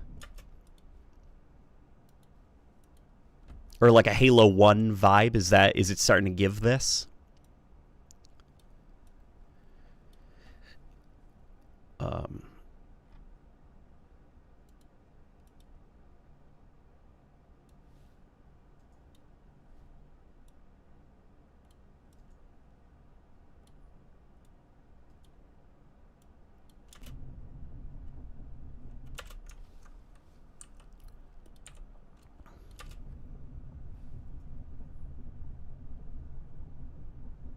Halo Reach's UI, I think, correct me if I'm wrong, you were going through paintings of a person who had survived the war, similar to those paintings you see in museums that show what survivors in World War I and II made while surviving. That's at least the vibe I got. Call me biased. I really like that UI. Oh, the UI of Halo Reach, I think, is beautiful. But I think the vibe they were actually going for was more of like animated paintings, like not necessarily from a very specific perspective, but just like in general. David Candlin actually on his website talked about the art direction of the Halo Reach menu a little bit.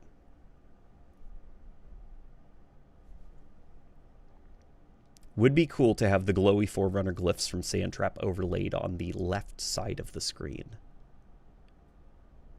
Do you think there should be a logo on the main menu or just leave it blank?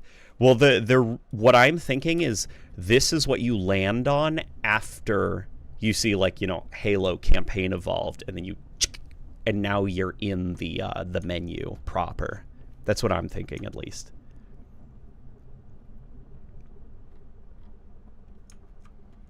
Here, we can add some music to it. We want to do the Halo 1 monk chant.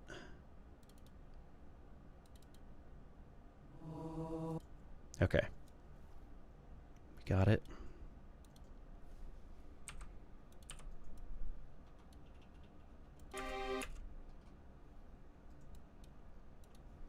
Hang on, let me lower the volume.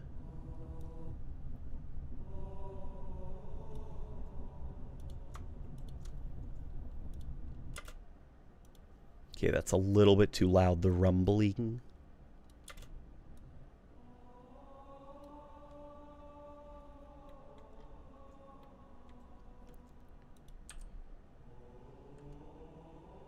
How do you guys? What do you guys think? Is it coming together a little bit?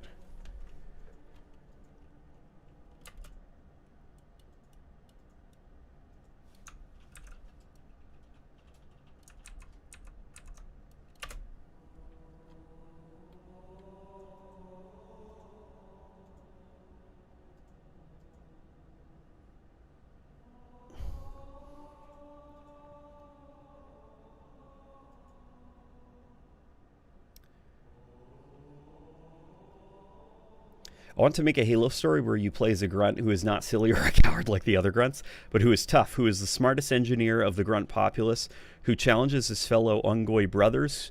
He has a mix of Sergeant Johnson's rough voice and a grunt mule cough syrup voice. And he is like Rocket Raccoon. That's a fun idea. That's a fun idea for a little character.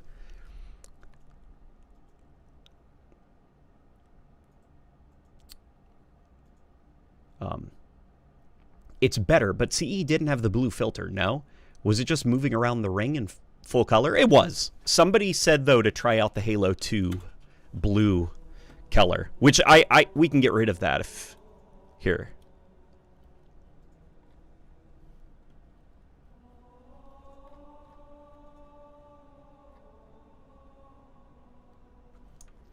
Here, let's make a different adjustment layer for a different color grading. For those of you who are who would like something a little bit closer to the original game.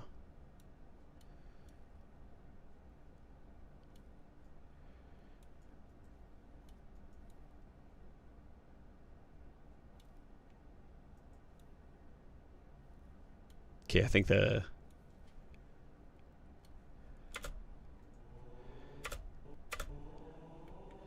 a little bit fucked up, the black levels. And I don't know if it's salvageable. I think it's under the hood. It's within the nest layers where I fucked around with the contrast. You think the full color captures the sea vibes? Okay, guys, it is totally up to you. What are we gonna do regarding the colors? Because VFX overlay, no. Again,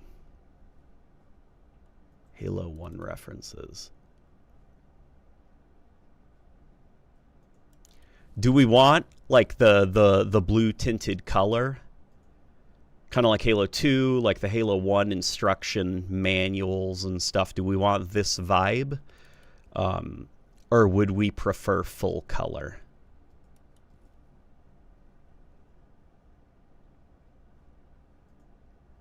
It is in your hands.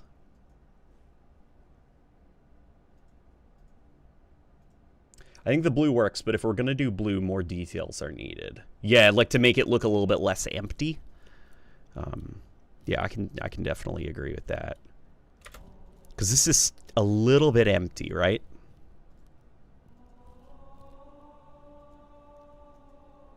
And there's definitely stuff we can do to up the detail levels a little bit.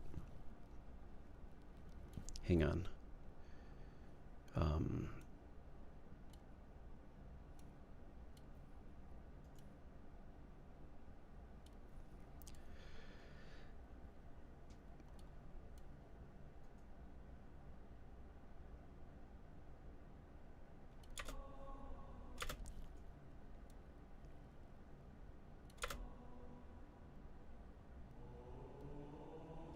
Here, you know what? I got a fun idea.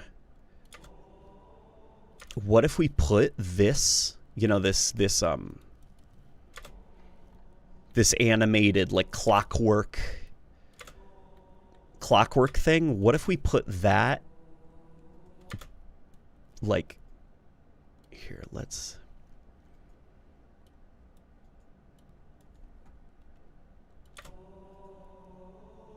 but then we put it behind the ring. What do you guys think about that? Here, I'll do it real quick.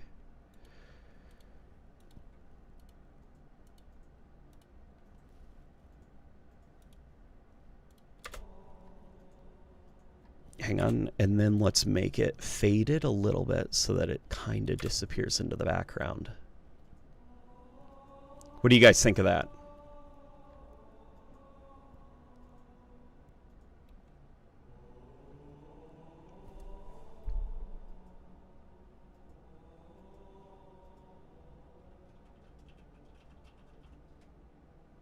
I think the blue works, though.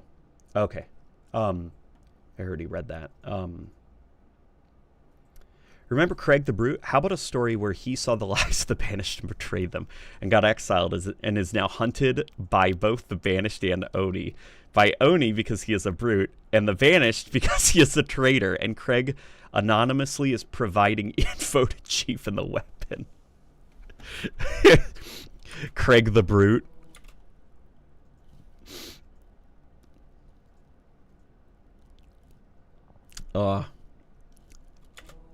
That's a fun little story.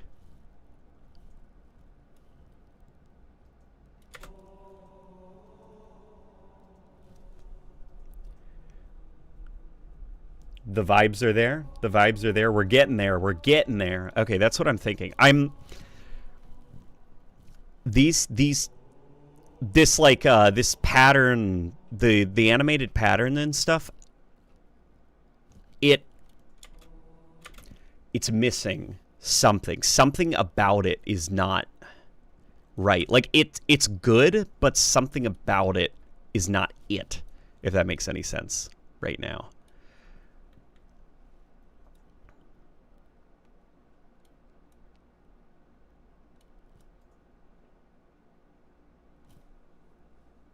You know what?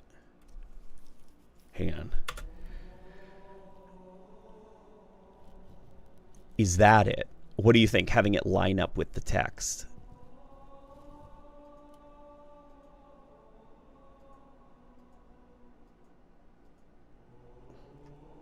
I don't know. What do you guys think? Like maybe doing something funky like this?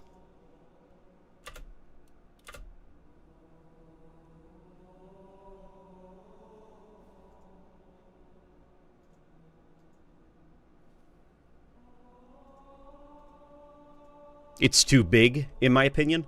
Well, I'm not trying to use the whole thing. I'm not trying to make the whole thing visible, because it's not... It's being used as basically decorator stuff, you know, as fluff, as atmosphere. It's like these tech lines. They're not really supposed to draw your attention that much. They're just there to add texture and atmosphere.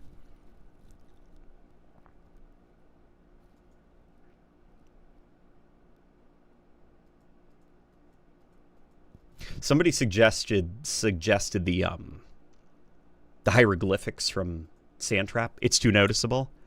Okay. And even if I were to lower the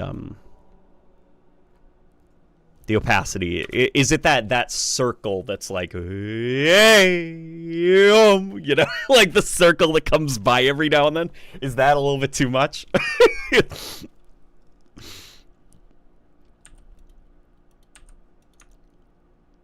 Here, let's... I feel like it was fine down here, right? Or is even that a little bit too distracting? I guess we could take a look at what it looks like without it. So here it is without that crazy... Let me go into my my animated...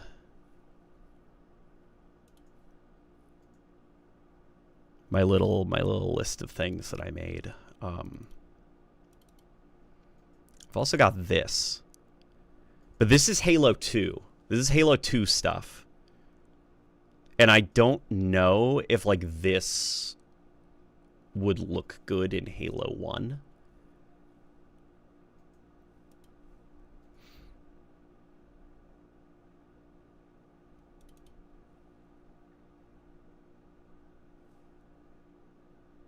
What do you guys think? The big circle is a little bit too much? Yeah, okay. It works better here. It looks cooler here. A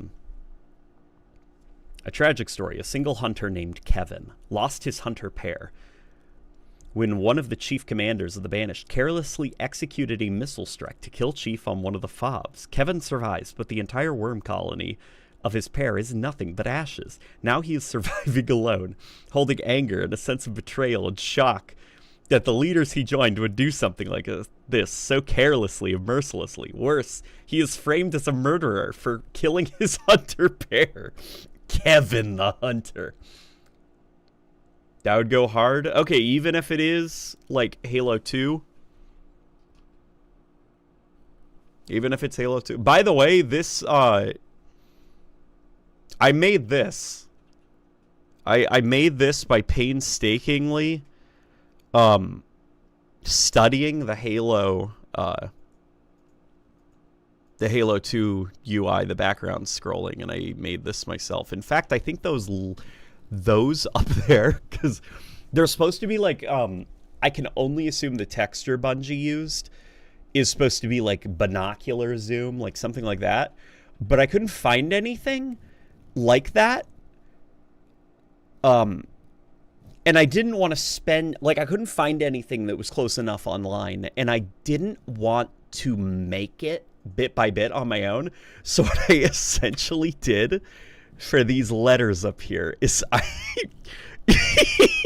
went to my timeline on Premiere and I screen captured just that timeline right there. And then, like, cropped it out, you know? And so that's the Premiere Pro timeline scrolling. Ugh.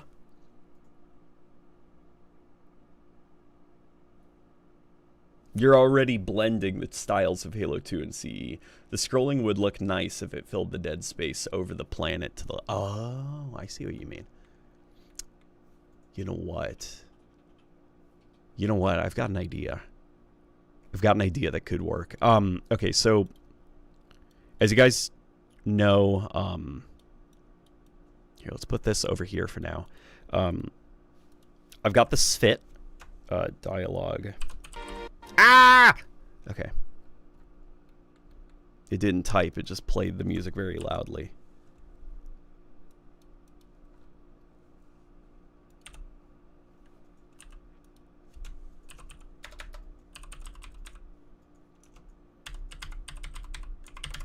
Okay, so we can go like this. Let's make it SFIT language.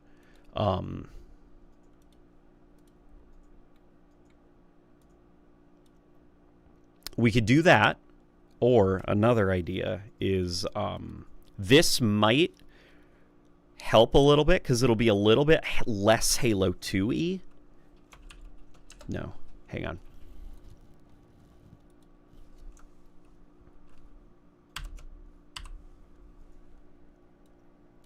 Okay, so that is a uppercase I and a lowercase L.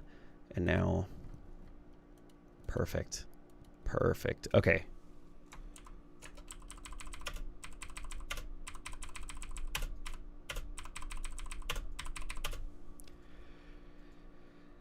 Okay.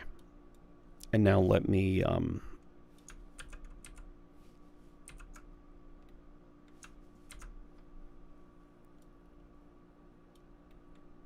go like this, center it.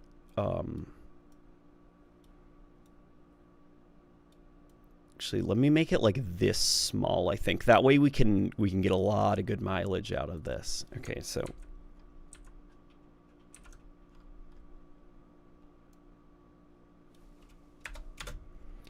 and now what I'm thinking is that we make this pattern scroll across the screen. What do you think? We throw that into a nest really quick. Wait, no, we want to make this longer actually before I nest it.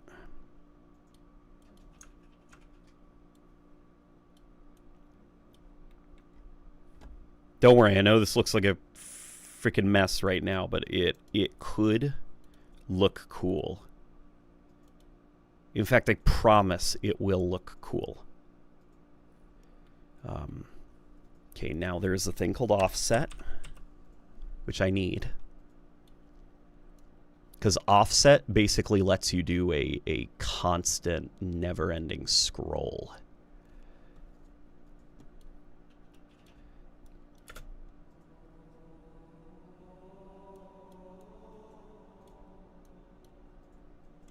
And now what we can do, see, we can move this thing around and place it as we need. Like we could place it up here. And then just so that it fits a little bit better, we can...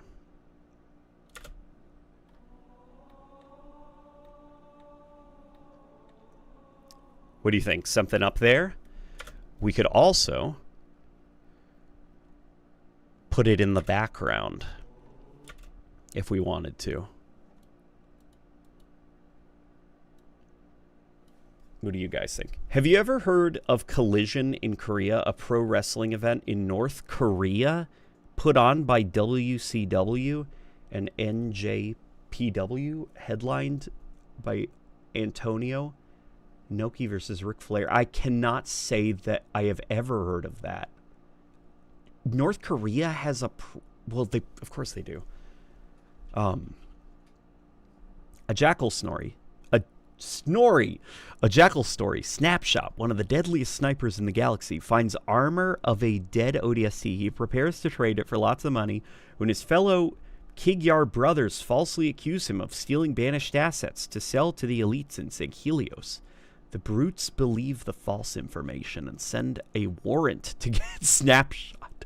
I love the idea of like the banished. They have to, not hits, they issue warrants. Like legal documents. The brute and jackals surround Snapshot's tent, but Snapshot uses scraps of metal to ricochet his beam rifle shot to kill all of them. That would be cool. I'd like to see a jackal doing a lot of cool ricochet shit.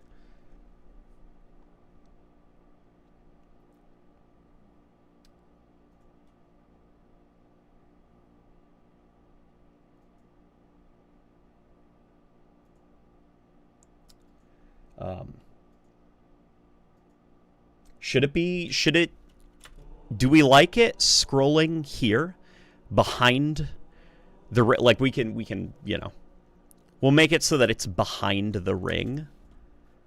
In fact, I'll do that right now so that the effect is really sold and then it looks very cool and that you guys are impressed. And then what we also need is crop.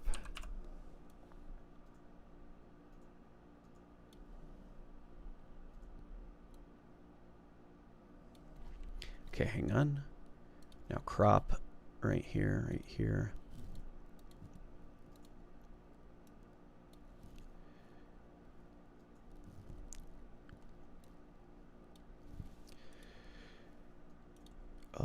Blur.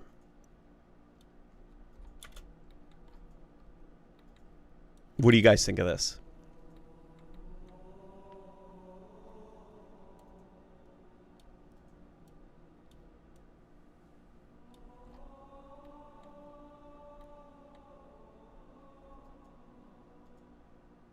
Do you think that looks cool? How the fuck is there 300 people watching? People like to... It's something to put on, I guess. I'll play a video game and we'll be hanging out at like 100 viewers. But watching me sit in silence for sometimes 30 seconds with the occasional... And then? Yup. And then I'll do this. Like, and that's apparently more entertaining than watching me play a video game.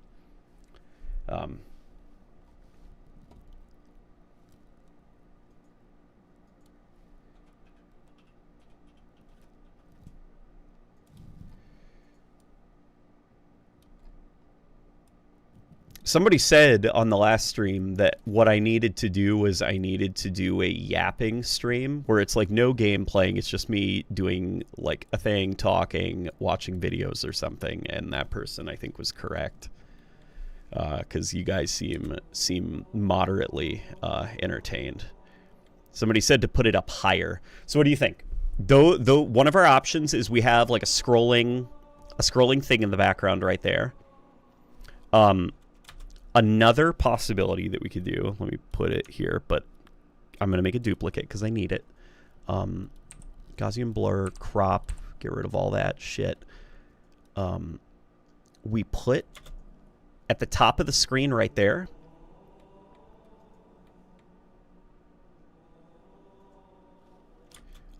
In fact, we could do one at the top, one at the bottom.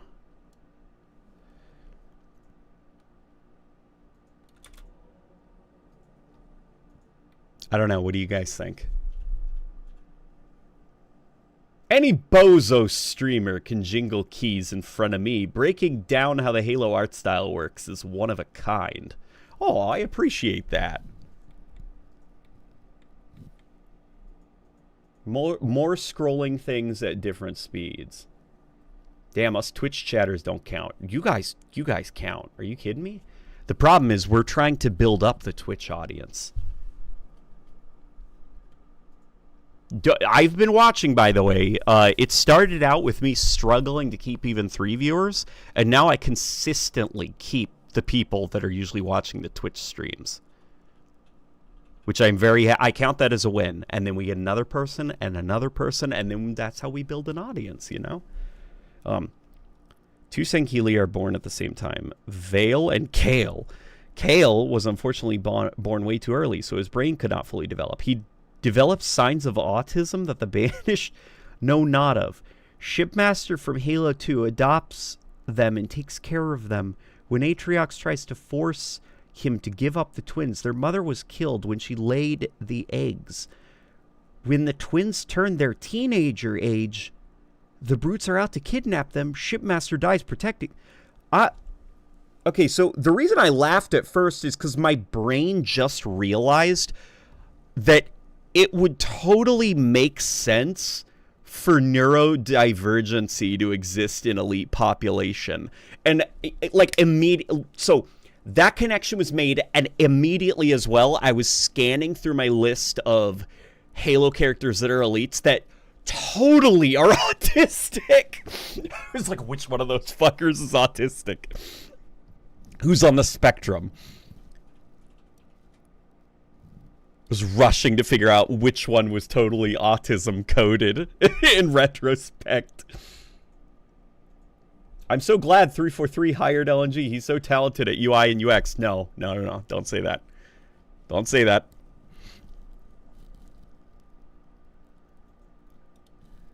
I am not talented at UI and UX. Oh my God. There are probably going to be... There's probably statistically going to be one developer from Halo Studios that is going to see this.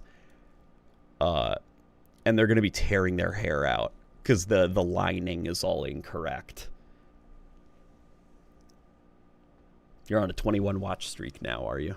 Chief has ADHD? No, Chief doesn't have ADHD.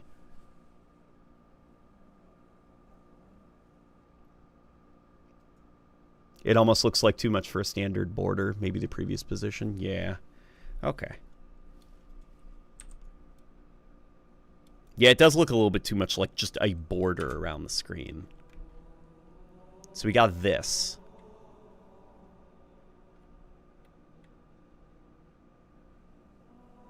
Should that be a little bit slower? Because if we're trying... Here's what I'm thinking. If we're trying to sell distance and we're trying to make it feel like it's genuinely in the background, there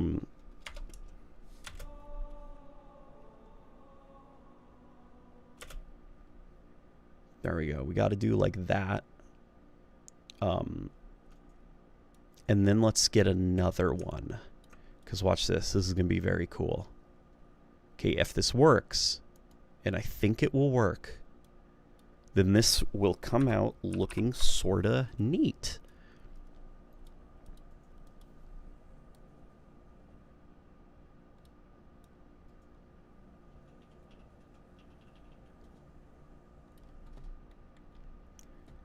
Now we make it a little bit bigger. Not quite as out of focus, but also a lot dimmer. Let's also make it a little bit more blue. Just noticed it's lacking a bit of a blue tint.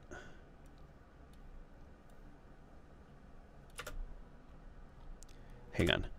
What we want to do now is I want to reverse it. That way it looks like it is a massive ring, like it's over there, and then it's looping around here.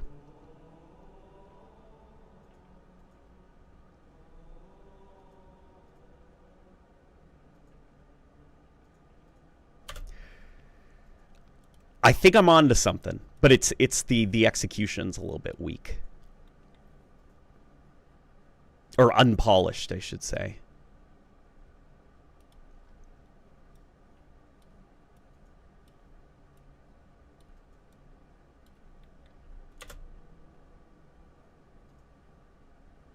Should it maybe be a bit bigger?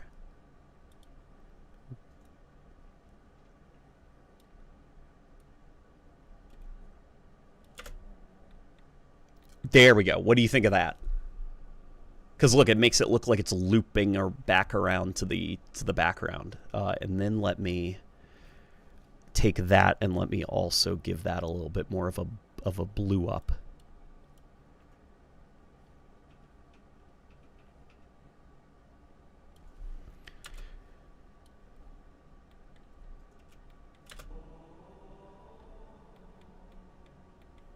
What do you think of this?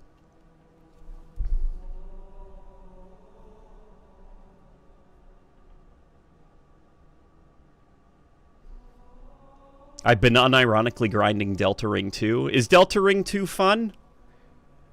Gotta hop on Roblox and check it out. A multiversal story. The creators of the Halo universe had made this universe like a painting. Now this painting is a glass painting, and they make sure it does not break, because if a piece breaks off, it could collide into other universes. One day, when they were adding a layer called Halo Resurgence to their painting, they accidentally cracked it, and a piece of the timeline breaks off and collides into the Final Fantasy universe, creating a funnel hole. This funnel sucks in other timelines from other universes like Resident Evil, Sonic, and Call of Duty. Oh my god. Oh my god. If Sonic ever entered the Halo universe, there would be a lot of problems, because Sonic operates on, like, cartoon logic, you know? Like, Sonic's got, he's got, like, Bugs Bunny DNA. So there would be a lot of problems if a cartoon character was added to a more realistic universe. And events like the Fall of Reach are now intertwined with other events like the Raccoon City outbreak, thanks to the careless mistake by the creators of the Halo universe. Switch Boy, you are creating some crazy stories on the spot.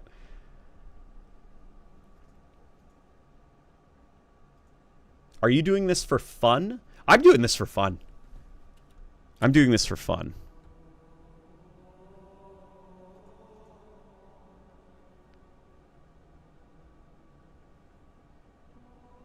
Because I was not particularly enthused by the Campaign Evolved remake that we played at HCS. Like, the main menu for it, at least. It felt like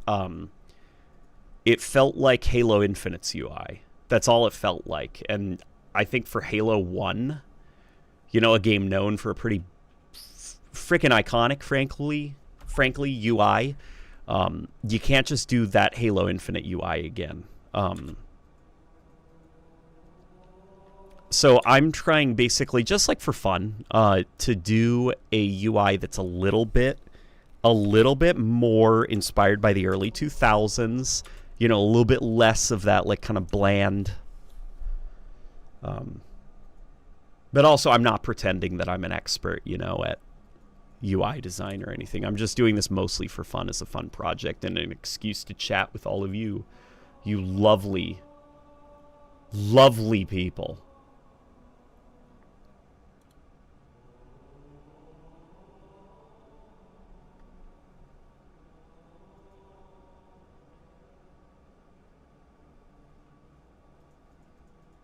Is Late Night Gaming familiar with the Game of Thrones series? I've never watched Game of Thrones. I struggled to get through the first episode. Yeah,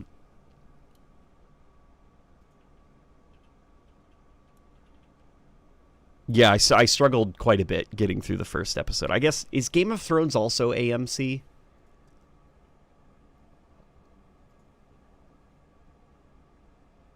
Was awesome meeting you and your wife the other day.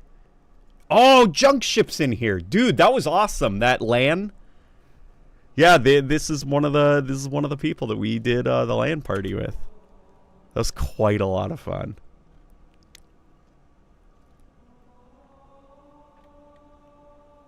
There's more we could do. Should we try now bringing back...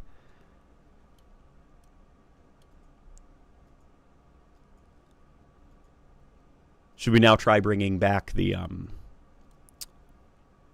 you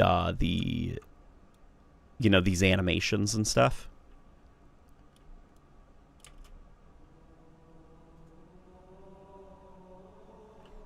What do you think? You think it works?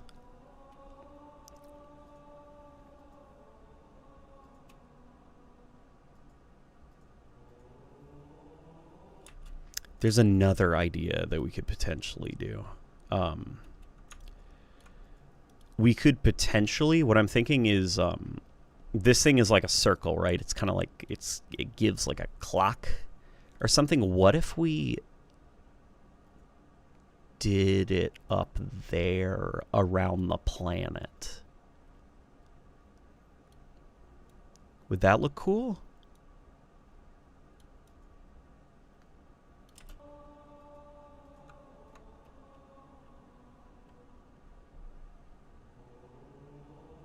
What do you think of that up there around the planet? Do we like the planet bare, or do we want this around it? Day off of work. Finally catch a stream. It's been months. Oh, you enjoying your day off? Meta idea. Our universe is the heart of every game, movie, TV, and comic universe in the multiverse. If our Earth falls, the entire multiverse will collapse into a singularity. If a creator or piece of art passes away, the universe of that piece of art starts to collapse like a melting ice sculpture until it's a singularity in space and time. Well, see, here's the thing about that. Every piece of art can be continued by other artists. You know, think of how many different people have written, drawn, you know, planned out, like, for, I don't know, Marvel or something, you know? So if a creator dies, it doesn't necessarily mean that the work is dead, you know, because the work lives on. I like that a lot, actually. Okay, it's cool. So we want that up there. Should we blend it in a different... Ah, that's terrible. That's so bad.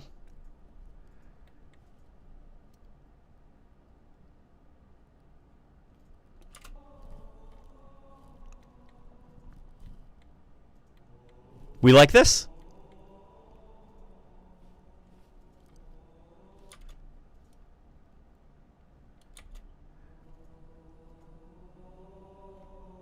I mean, we could maybe, you know, tone it down just a smidge. There we go. But now you can see that there's a little bit of movement, a little bit of motion, you know. What do you guys think so far?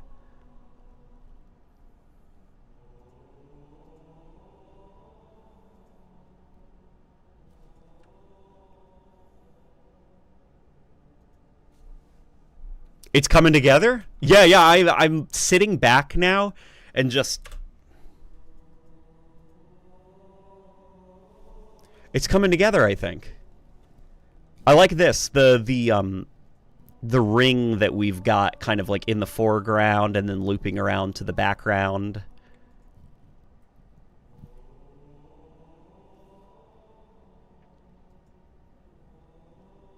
Is this giving early 2000s? Okay, a couple of things. Is it giving early 2000s, but not literally this feels like a video game from the early 2000s? You know, like it was designed by one person who wasn't very experienced with UI design. Like, does this feel like a modern game that gives Y2K?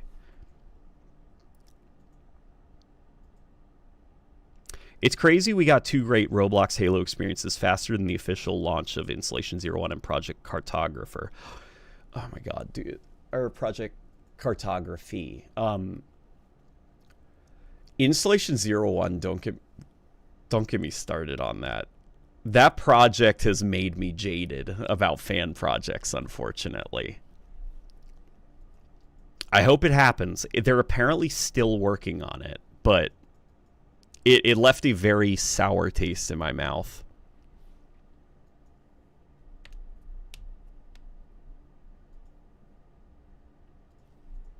A slight glow would help. The font still needs something, maybe a slight glow. Oh yeah, no. Now it's time that we move on to figuring out what we're gonna do with this font. Because we stuck that there because we needed it on the screen, not because we were happy with it. So, okay, we got to figure out what we're going to do. Okay, so what I'm thinking is immediately there needs to be, a little bit more separation between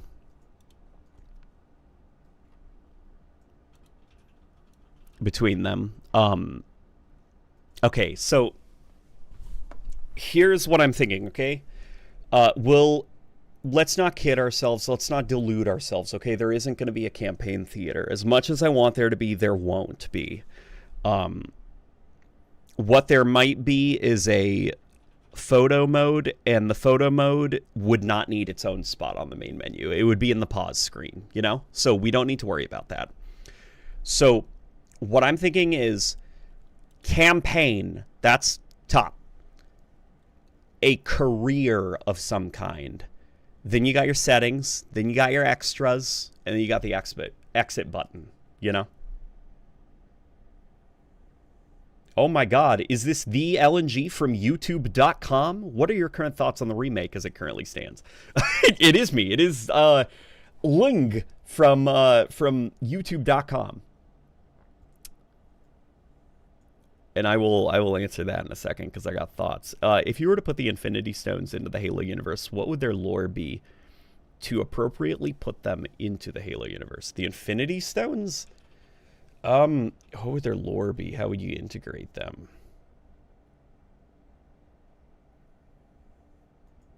God, the Infinity Stones are like Big Bang type stuff, right?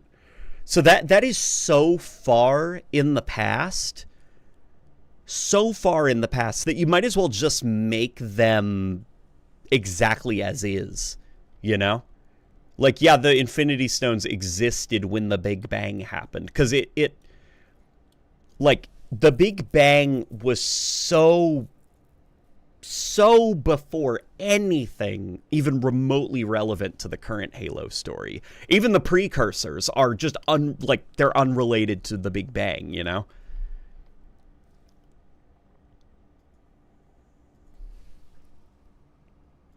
A Halo logo at the top of the menu would probably work. Well, like a Halo logo, just having a Halo logo. Well, the thing is, what I'm thinking is our screen. You know, when you, okay, you know what? Let me see if I have it still.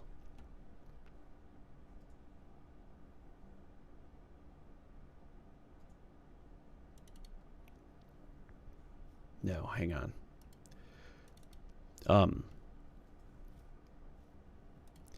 No. Oops. NVIDIA desktop. Is it in desktop? It might be. Yes. Okay. I think I still have it. Oh,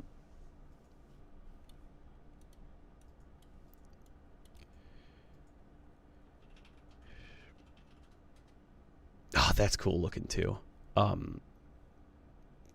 That's cool looking. That angle. We could have even used that.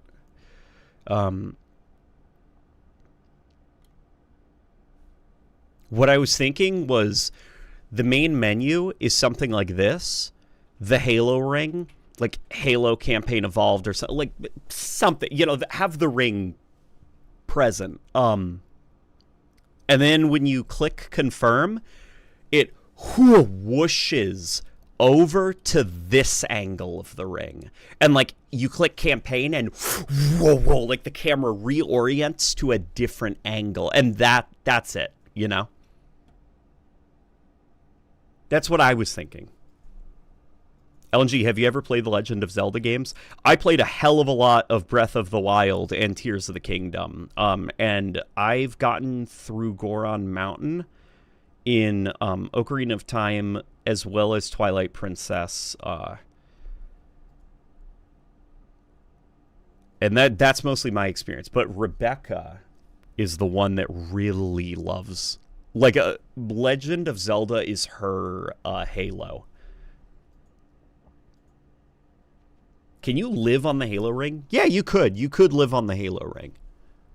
They're built to support life. As vague as that sounds, because what kind of life? Well, at least humans. You know, once upon a time, there was a reason why they conveniently supported a human-friendly atmosphere and climate. But, you know, since then, like, the lore has changed a little bit. I animated 2 ideas for menus in Blender. I put them in the art channel. Also, you are awesome. That's sweet of you. Thank you. That's very kind of you. They're in the art channel? Let me take a look.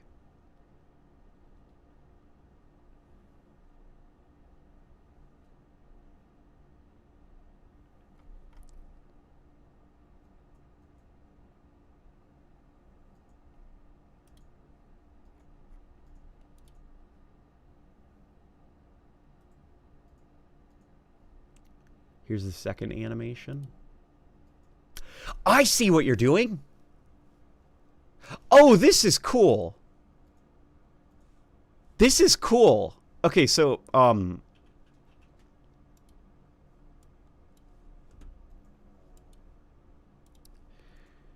yeah, let me show this on screen for a second. Here's what he's doing. Like these, here's the ring. These are what we can select, you know, like the different tabs.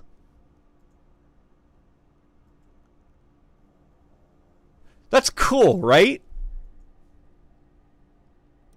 That's very cool. I like that. I like that a lot. Now it's got me thinking about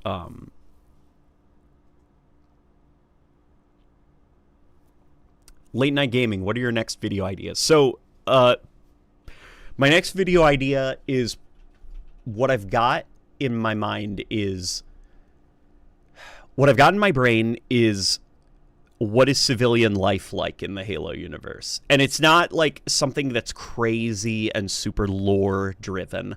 It's more of like, here are some oddities that I've noticed in the multiplayer maps.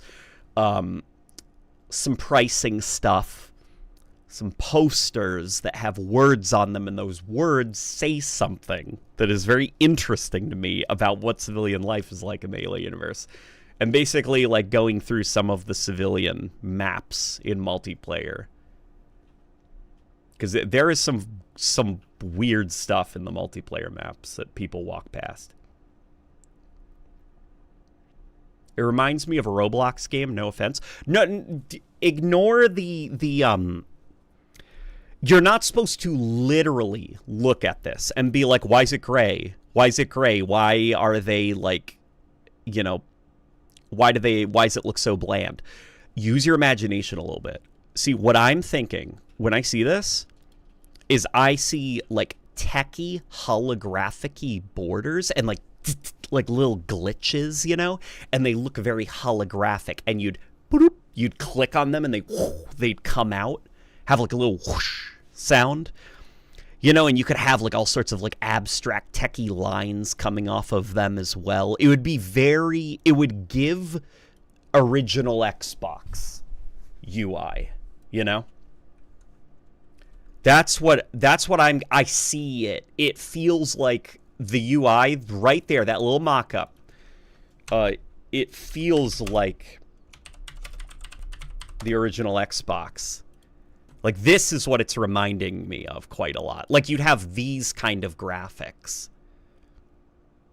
Like, what he mocked up was just to show what the motions would look like and where the tiles would be, you know, and the general shape of them.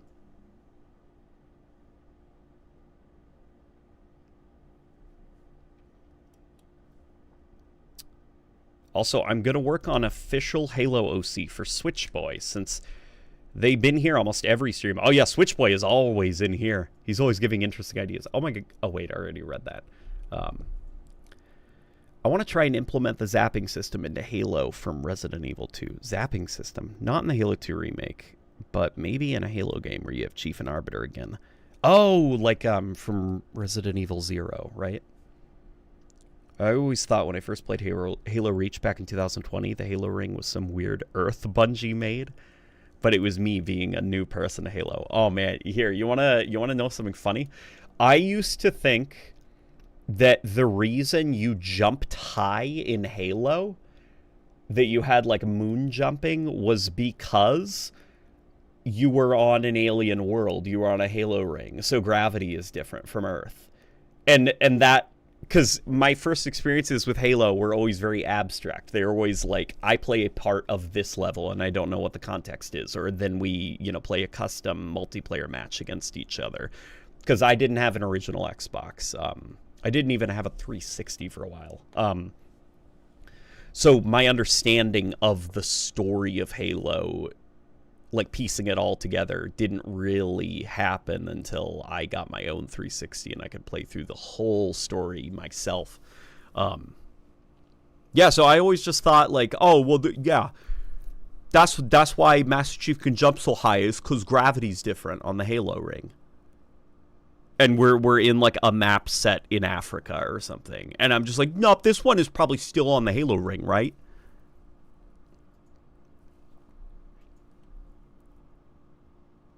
You jumps high because it isn't real, basically, yeah. Wait, do you want me to animate the text into this and send you that? Yeah, go ahead if you want to. Work on it, man. Work on it. Let's make something cool. Okay, let me pull up some references now for some of the different UIs that we can possibly pull from for inspiration. Ah!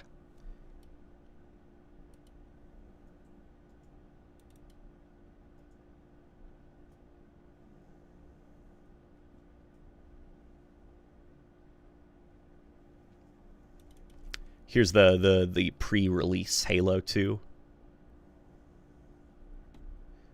UI concepts where it was actually centered and it frankly looked pretty badass.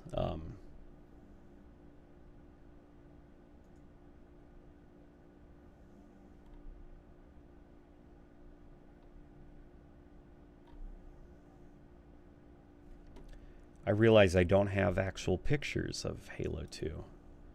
Halo 2's UI.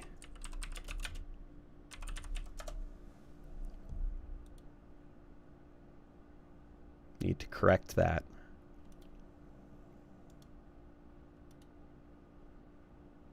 Wow, it wasn't until Halo 3 when they made them off-center, huh? Yeah, Halo 1 and Halo 2, they are both in the center, your options. It was Halo 3 that shoved them to the side, right? That's interesting. I just, like, it's one of those things that, like, you don't even think about just because, like, yeah, well, that's what the menu's like, right? So, okay. I guess armed with that knowledge now, what are we going to do?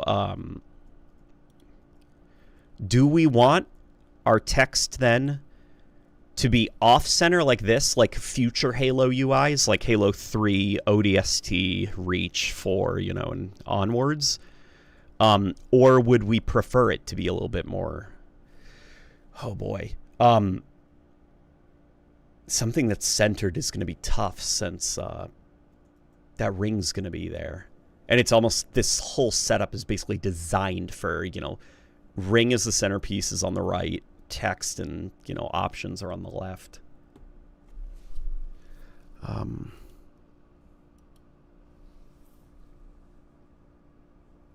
I prefer the centered style like Halo 2, but it's hard to integrate it with the ring. Yeah.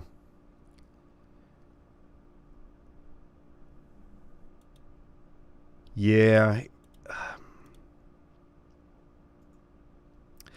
if push comes to shove, if this has been like a very fun stream, I can always go and get a new shot of the ring that would be more accommodating for a centered, you know?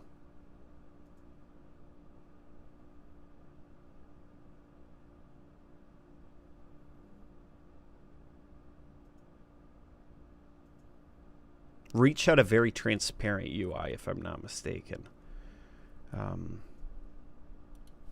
I have no reason to think that you are mistaken, so let me take a look.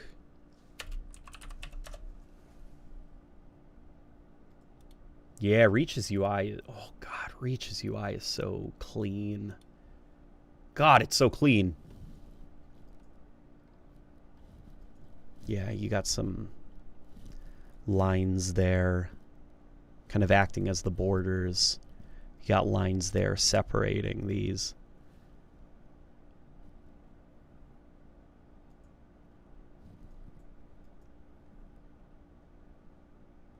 Okay.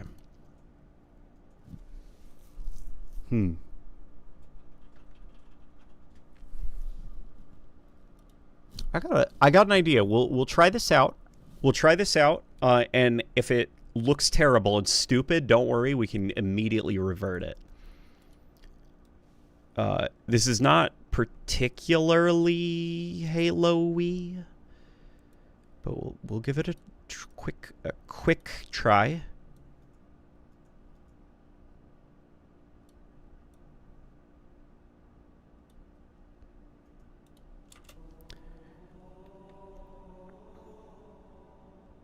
What do you guys think of that? Like, it's slightly tilted.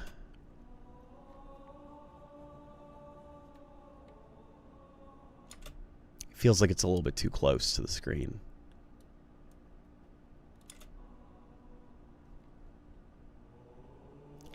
I'm going back. I don't like it. I don't like it. It's not working. It's not working. It's not working. The background track was so loud. It's too loud. Okay. Okay. Let me turn that. I don't want to make you guys deaf.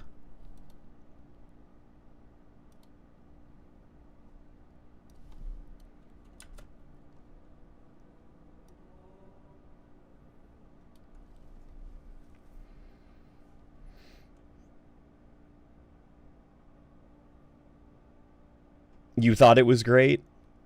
The problem with it is that these are not tilted, like the background scrolling and the foreground scrolling. So when I tilted it, it made it just like it didn't align, you know? I don't know, maybe I'm just not seeing something that other people are seeing. So I want to see what other people think.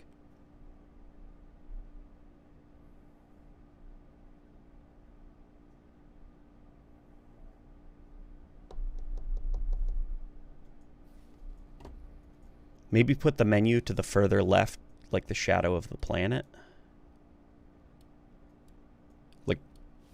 Like that? I don't know, that's not really where Halo usually puts its stuff, you know? And I feel like it leaves too much open space here. I mean, if it was bigger...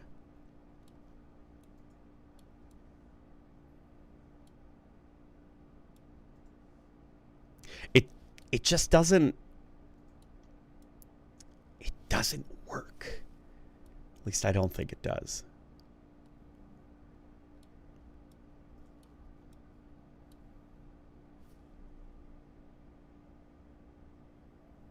Have I seen the early Halo 2 anniversary multiplayer builds? Yeah, the ones that are running on the 360.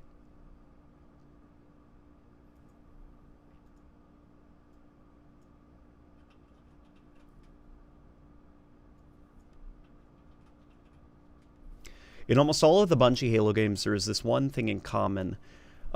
Loneliness or isolation. By the end of Halo Reach, you're alone. Halo CE, you're alone. Halo 2, Arbiter loses almost everyone he cares about. Halo 3, it's just Arbiter in Chief by the end. And ODST, you're alone for almost the entire game minus the final mission. There definitely is a bit of that.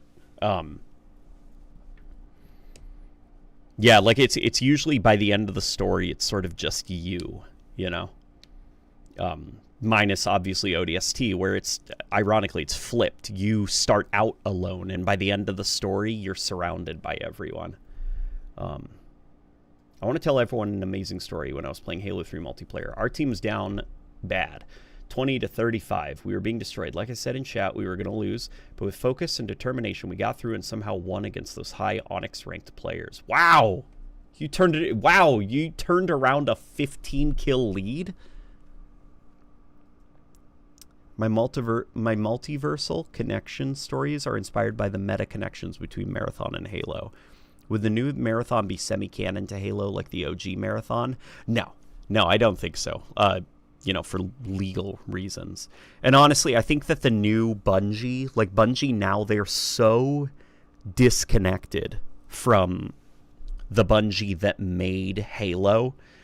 Like, the writing, the music, the art, the animation, like all of it is so, like, none of the folk making Marathon, you know, minus a handful of people, worked on Halo. So it would be almost like stolen valor, I guess you could say, to put little Halo references into the new Marathon, because it's like, you guys didn't even make Halo. You know? With a Halo 3 remake, would Halo 3 ODST be a DLC expansion rather than its own separate remake game, similar to the separate ways in the Resident Evil 4 remake? That would be cool. It would be very cool. That's a good idea. Having ODST story be like a DLC, like a ODST remake. Overall thoughts on the remake? Oh, I never answered that.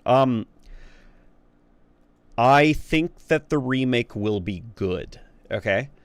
But I would like it to be great, and I would love it if it was excellent. Unfortunately, I think it's just going to be good. It's going to be a good way to experience the original Halo game, modernized. It's going to have a whole bunch of new bells and whistles.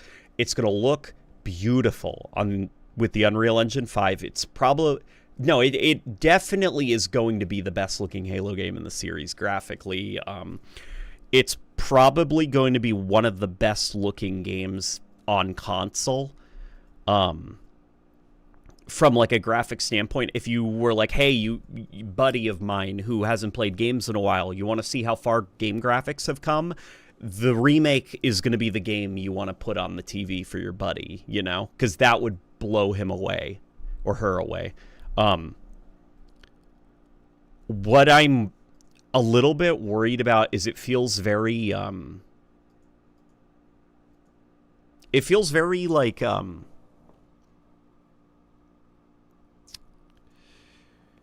I assume that Soul is going into it, because you don't work on a Halo remake and not feel the excitement, but the direction of the project feels very,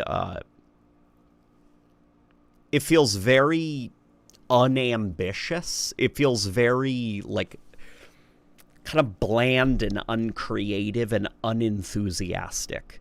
Like, the people working on it are probably very excited that they're making a remake of Halo 1, but the direction that they were given, I think, is very unenthusiastic and by the books.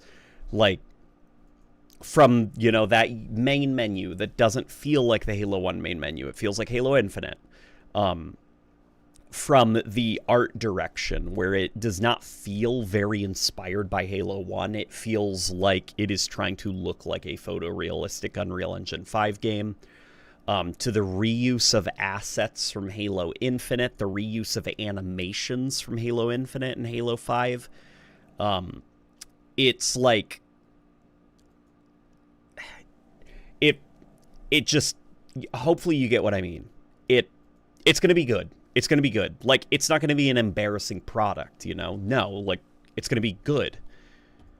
It's going to be a great way for potential new fans to play a very old game that maybe they don't have the attention span to play. It's going to be a visual treat, but I wish that it was more inspired. I wish that there was a little bit more passion and ambition in the direction for the remake, because it did not feel very passionate. And that's okay, by the way. voice command authorization. Be human. That's a fun little reference. I got that. I get that reference.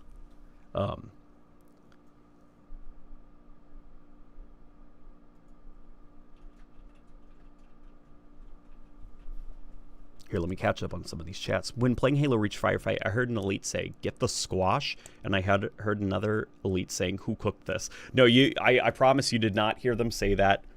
They are speaking alien nonsense in Halo Reach. But that is funny that you heard, "Get the squash! Who cooked this?" What was the loading screen like when you played the Campaign Evolved demo at HCS?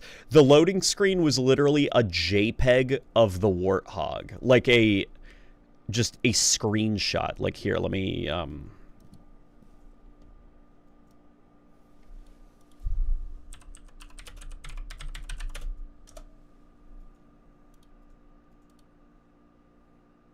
it was basically this. No, that was it. That's it. That's it.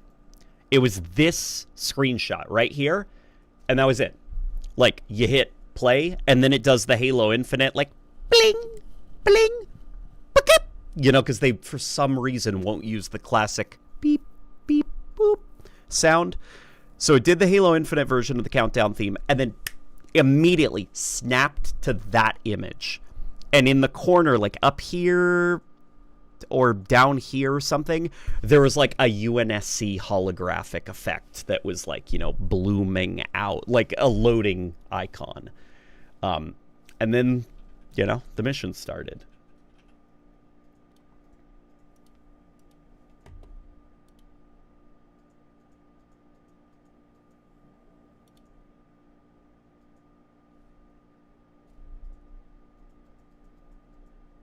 That should have been the countdown for Infinite. I agree. I told, so the, Satoru Tojima, who is no longer at Halo Studios, funny enough, the Splitgate guys snatched him from 343 Industries. So he is now, he's now working on Splitgate. In 2018, I want to say, we were brought to to 343 Industries. And we were, like, I don't think it was anything related to Halo Infinite. I don't think that's what they were just showing off, like, ideas they were experimenting with. And they were, hey, Nated is raiding with a party of 112. Oh my God. Nated, this is, oh, what a wonderful occasion. Joyous times. This is so exciting. I'm just sharing a story from when we were at Halo 343 Industries in 2018.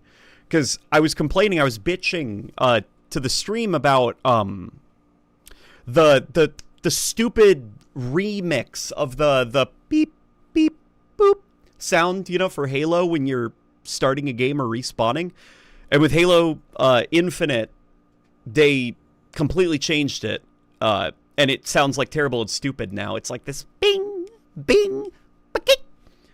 It's very dumb. It's very modernized. It's very techie sounding. And they're using that one again for the Halo 1 remake, which is annoying. I think they should bring back the original sound if it's a remake of Halo 1. Regardless, in 2018, when we were at 343 Industries, Satoru Tojima, who was the lead sound designer at 343 at the time, he brought us into a soundproof room and showed us like a build of Halo 5 that had different sounds in it. And I think it was because they were experimenting with new audio tech, new, you know, occlusion, like make the sound a little bit more realistic. And then, you know, they asked for feedback. He had like a notepad, you know, and he was writing all of our feedback. And one of the things I said, you know, because I noticed in that little audio demo, the shield sound effect, it was different. It wasn't the Halo 5 one, but it was not the classic one. And I said that if you've ever played like a Valve game, like Half-Life or Team Fortress or something, there's that specific sound you hear in a lot of Source Engine games, which is like, you know what I'm talking about. You know the sound I'm talking about. It's this just confirmation noise. And what I said was Halo is very similar in that way, where there are specific iconic sounds that are just a part of the Halo experience that you can't get rid of them. You can't change them. They're part of Halo's identity. And one of those is the energy shield sounds. You can't, in Halo 4, you guys tried remaking the energy shield sound, and it didn't sound good. It didn't sound like Halo energy shields. And then in Halo 5, it was remade again, and it sounded even more divorced from the original energy shield sound. And he was like writing on his little notepad. I actually felt bad because I was going in there expecting like a little bit of, like artistic pride, but he was extremely open. And, lo and behold, Halo Infinite, the classic energy shield sound is back, as well as a few other classic sounds. I wish I brought up the game start sound, the beep, beep, boop. Why change them? Well, the reason that they change them is because, like, if you're a sound designer and you're hired to work on a game, you're not going to be like, drag and drop, okay, I'm done. You want to think of ways that you can expand the game from how it used to be, like bring it up a notch. You're thinking about modern sound systems, you're thinking about surround sound, you're thinking about like gaming headsets, and you're trying to think like, how can I make this more immersive? Because like Halo 1 didn't even have the ability to muffle a sound effect that was in another room, Like, if a door was closed and somebody was firing a gun in the other room, it would just be like the clean audio, but it would be the volume would be lowered a little bit because the engine didn't even have that capability. Now imagine how sound works in the real world, the way it will bounce off of different materials. Like an echo will sound slightly different if it's bouncing off a metal surface versus a rock surface or something like that. It's all of that, and then you're thinking about the gun in your hand. Like, as you're firing the gun, are you going to use that original, like, pow, pow, from 2001, or are you going to try to give a bit more volume to the sound of the gunshot? Are you going to try to make the boom of the gunshot kind of be felt in the environment around you and stuff like that? You're thinking about all those different things, and a lot of Halo's most iconic sounds are stock sound effects. They can be found online. They can be sometimes purchased, sometimes found for free. Like the machine gun turret, the pump action shotgun, the Halo 2 battle rifle. All of those are stock sound effects that you can find online that were popular in the late 90s and early 2000s. So as a sound designer, you're just thinking, like, what if we made the battle rifle sound like if the battle rifle was real, rather than using a stock sound effect? And interestingly, even Halo's iconic shield recharge, it's a stock sound effect. And here's an interesting bit of trivia. It's the plasma pistol overcharge sound. So you know when you overcharge the plasma pistol, that well, there is a longer sound effect that's called something like low frequency modulation. I've had trouble finding it because, it's been over half a decade since I found the original sound for it. And unfortunately, there's a lot of sound effects called low frequency modulation. But if anybody can find it, please reach out to me. I've been hunting for it. The original. It's called low frequency modulation. And it starts really low, and it's and it raises in volume until it gets to that plasma pistol, like that hum. And what Bungie did was they cut it a little bit, and they used that for their shield recharge, the whoop, and then just the they used that bit on the really high end for the plasma pistol overcharge. So there you go. Ain't nothing good enough for LNG.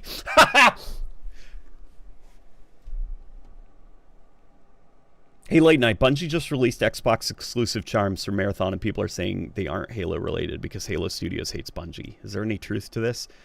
No, that's not. No, no.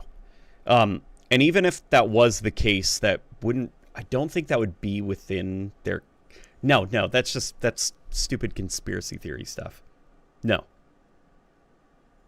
No, they're guys. They literally, for the Halo remake, they are.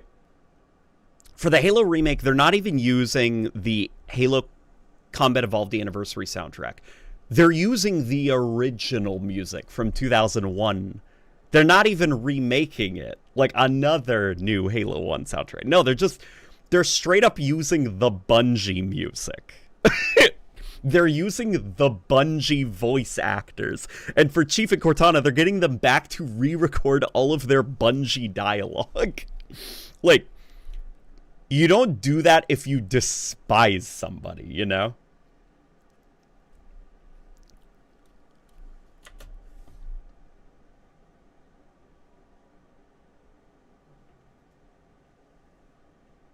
Halo 4's plasma sounds were the worst. They were it's tough because the Bungie plasma sounds are quite literally pew. Like it's like a laser. It's like a cartoon pew pew, you know? So how do you try to make that sound more interesting? And what they tried to go for was they tried making it sound like real plasma, like a chemical reaction is happening, you know? But it ends up being a little bit too muddy and complicated sounding for what is essentially just a laser gun. You know? Like here, let me find it. No, that was Needler.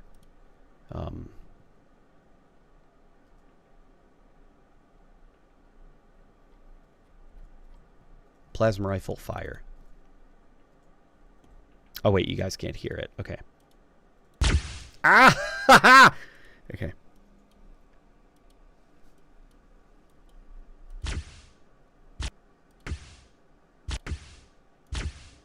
Pew, pew, pew. It's very simple. It's a very simple sound. And if you add more detail to that, you lose the simplicity and it starts to sound a little bit strange, you know? Here, let me see if I can find... I'm terrified of looking at Halo 4's sounds because Halo 4 does not name its sound files in a traditional way. So I think I tried... I've tried organizing them, and I haven't touched this in a very long time, so it's... Okay. Okay, I got to this then, which is good. Plasma pistol.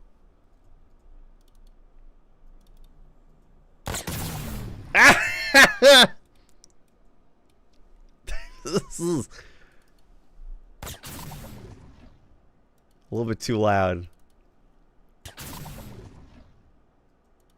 You can hear it. You can hear that there's a lot of layers to it. They're trying to make it sound like it's a chemical reaction. Like it's almost distorting the air around it.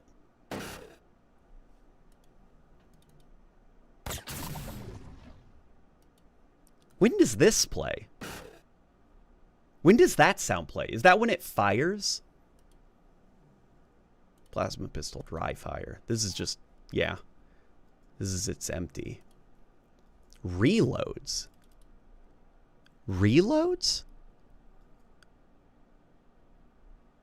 Weapon plasma pistol. Idle. Player A? Oh, that's for like when you're fiddling with it. It's sound effects for when you're fiddling with it. Switch to mech player? What does this mean?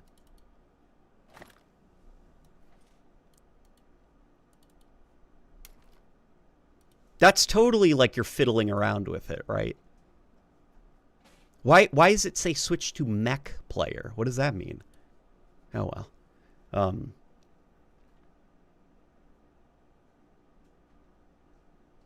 Halo 4's audio design is awful? No. No. Don't say that. Okay.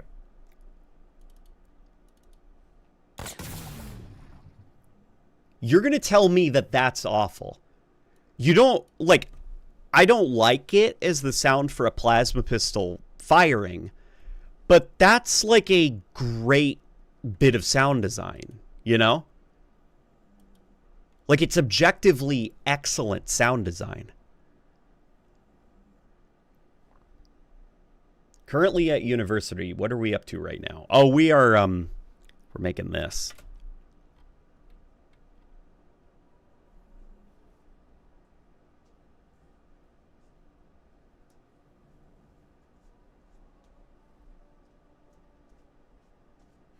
Oh God, there was a ghost. I felt a chill in the air.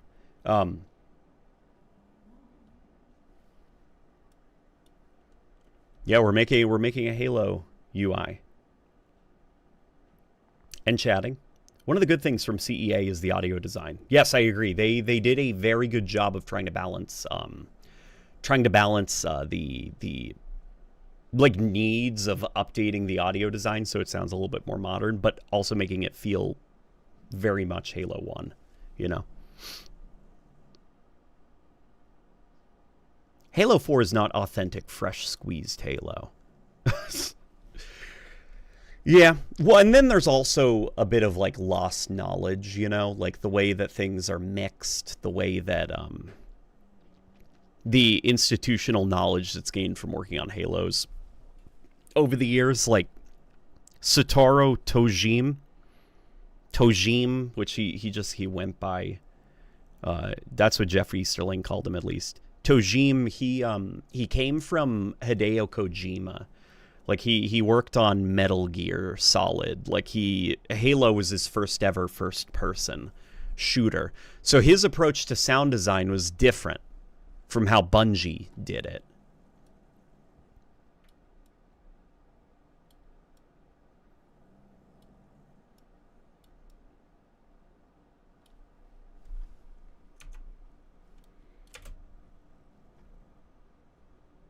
So what I'm trying to think of now is, do we make a box for these?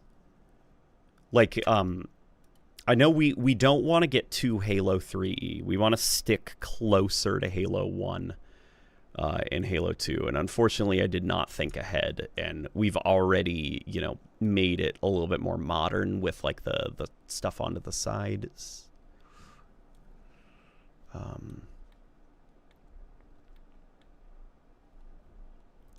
Which one is this? The 50% is the one that's in the front, so let's lift this up. Let's get this down here. Whoa, that looks kind of cool, actually, in a weird way.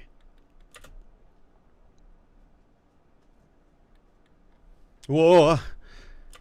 Ah, that was really spooky.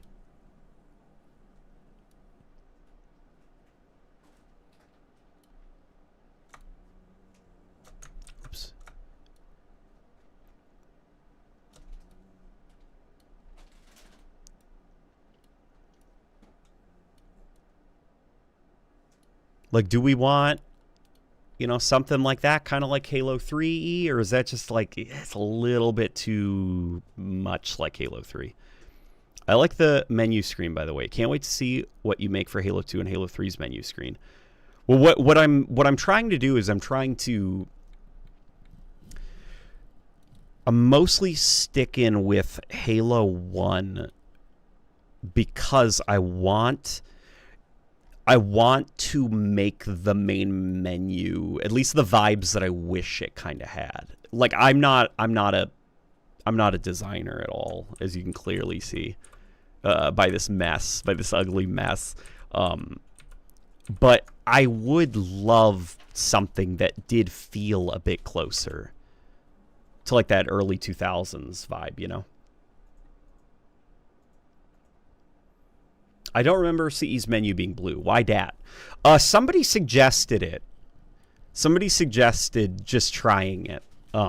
Like, go for that Halo 2 monochrome look. And I remembered that a lot of the UI stuff for Halo 1 is blue, as well as the Halo instructional book. Here, let me show you my assets that I got. Halo 1 references. You can see a lot of the background is blue colored. Like a lot of promotional stuff, background artwork for the little instructional booklet. A lot of it has that blue color, as well as some of these little promotional, stills for the various Covenant species. They've got like color tints to them, so it's like, okay, it kind of works. I animated the menu text. Let me take a look at this. That's cool. That's very cool. That's very, very, very cool.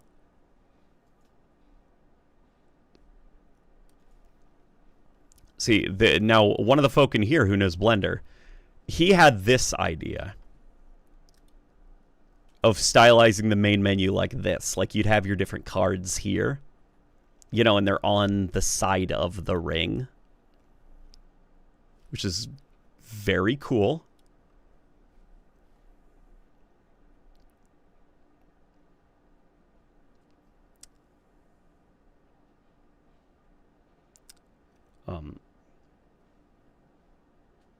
Halo 4's AR is peak. Sounds better than whatever 3's AR is. You want to know something interesting? I found the sound effect for Halo 3's assault rifle. It is a 50 caliber Browning machine gun stock sound effect that is very popular. And would you believe me if I said that Halo Reach uses the exact same sound effect from Halo 3? That same stock sound effect.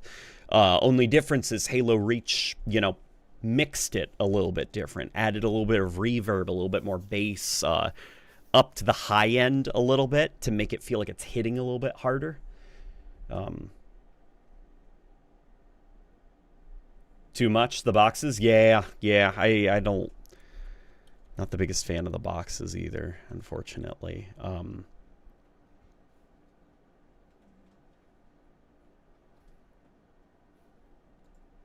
Let me pull up Halo 1's menu.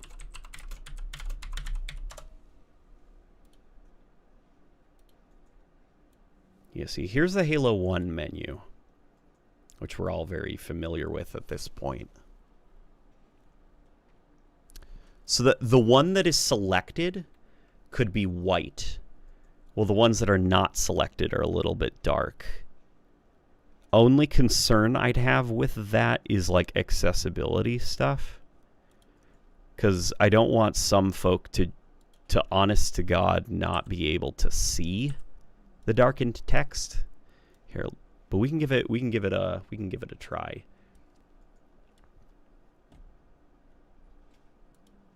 Uh-oh. Oh, okay, that's too dark. I was hoping to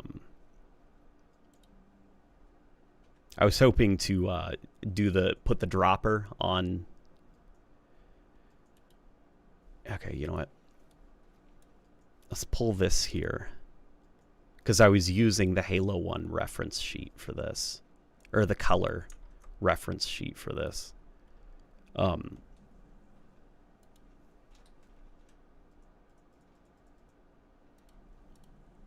There we go. Proper Halo 1 colors. But we got to find a way to make them pop, though, a little bit. Because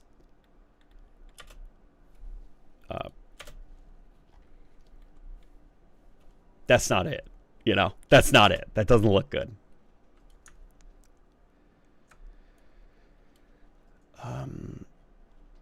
Somebody suggested a subtle glow, which is not the worst idea in the world. We can look at that, guys. Graphic design is my passion.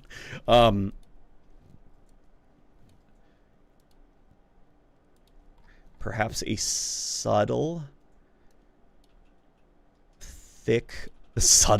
No, that's like an oxymoron, right?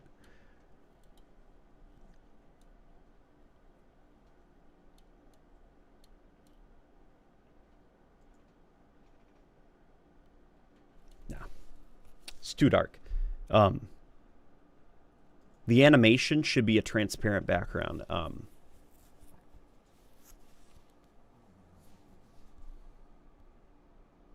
Maybe not only do the white text, but scale it up a bit. Yeah, like make it a little bit bigger, a little bit bolder than the others. Yes. Yes, I agree with you. I agree with you completely. Okay, you know what? The shadows, I regret shitting on them because they do actually work. If I remember right, Halo Combat Evolved's shadows are like, they're on this side of most of the letters. And they're like a little bit down too. They're kind of like this.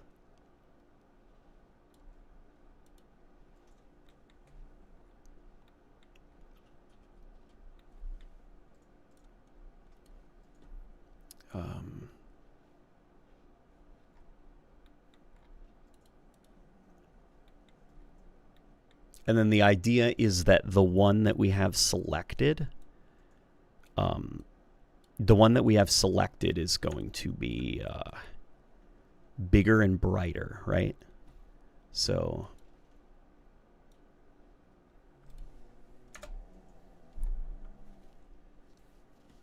my little Shih Tzu is sleeping and snoring. My little baby. My little piglet.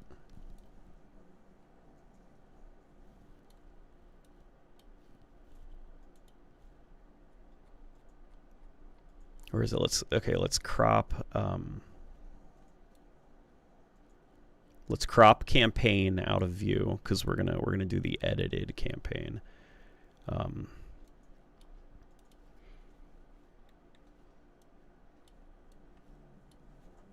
Okay, you all ready for this?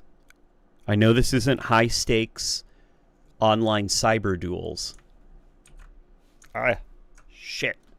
I know this isn't competitive ranked Halo, but goddamn, is this exciting to me?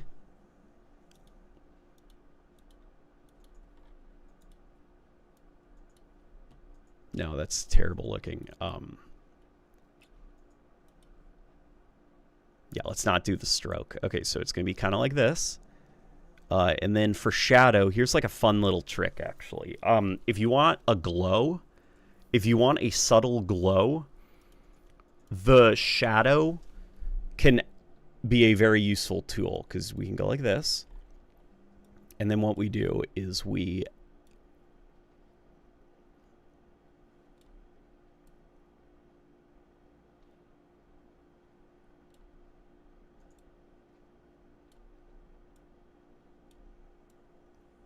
ain't that cool?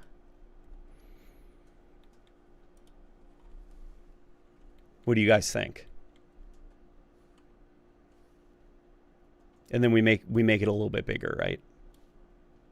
Just a tad.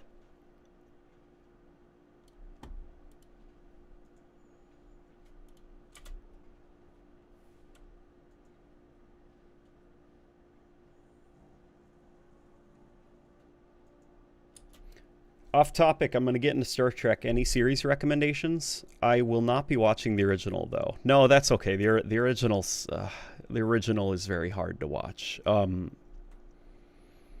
Star Trek The Next Generation is very good. I would say, if you wanted to, watch random episodes from Star Trek The Next Generation Season 2. Because the first season of Star Trek The Next Generation is pretty rough. Because they were trying to make it feel kind of like the original to the point that they even remade some of the episodes. And it's not very good. And a lot of the creative choices, characterizations and stuff from... whatever. Watch it from the start. You might like it. Okay? Just know that Season 2 onwards of Star Trek The Next Generation is amazing. Amazing, amazing, amazing.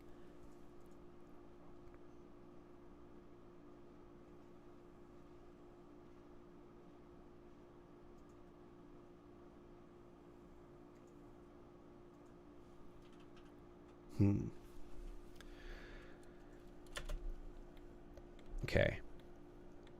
So how are we thinking about our UI? This still just feels like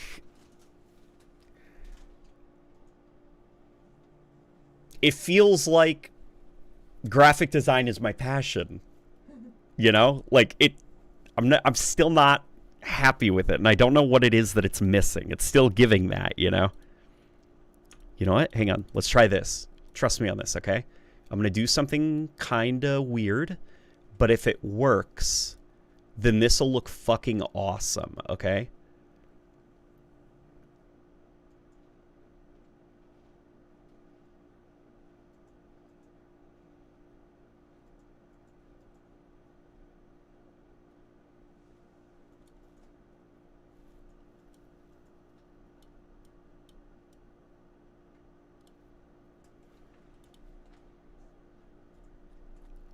Watch this, guys. You're gonna be fucking blown away when you see this.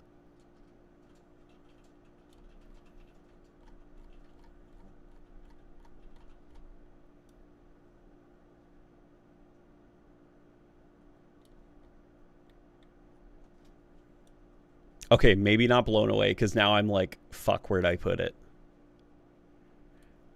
Like, I already hyped you guys up, and unfortunately,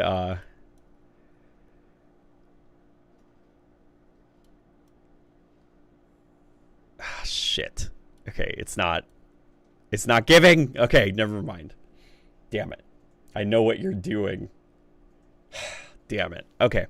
I thought I would be able to just bada bing, bada boom and get it done, and then you guys would have been like, oh my god, wow, Taras, that was amazing, that looks great, you're very smart, you're also very handsome, you are not losing your hair, your hairline is not receded.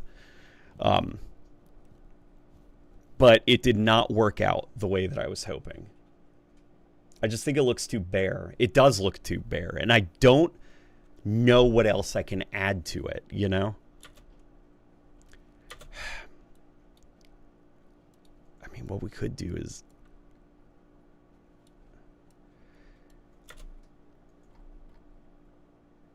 a little bit of motion.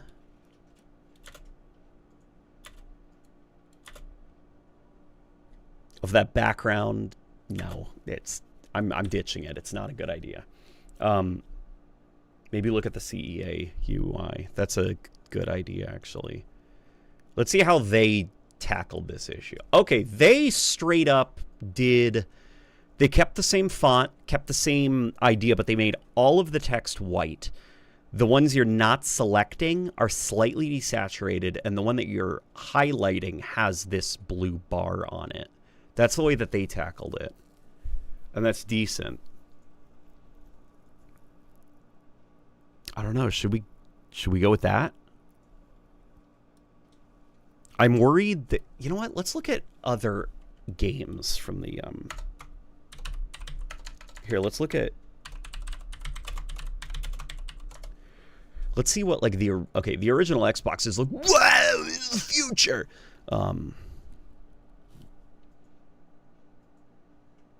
Yeah, like, lots of contextualizing the text in some kind of holographic, like, futuristic,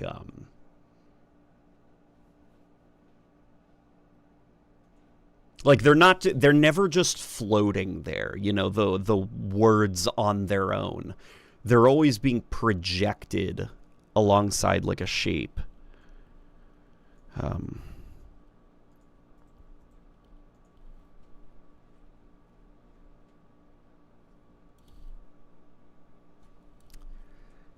Does it need a border? Or some kind of frame? Like these options.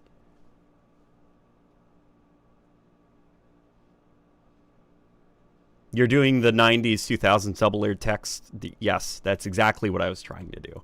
And it didn't work. It didn't work the way I was hoping it would. That's basically what graphic designing and video editing is. Try, fail, try, fail, try, fail, try, fail, try, succeed. It definitely feels like it, because, oh my god. Let me tell you guys, I am having, like, writer's block, editor's block with the evolution of the Flood. I can show you guys it. Maybe showing you would actually give me some validation that I'm moving in the right direction.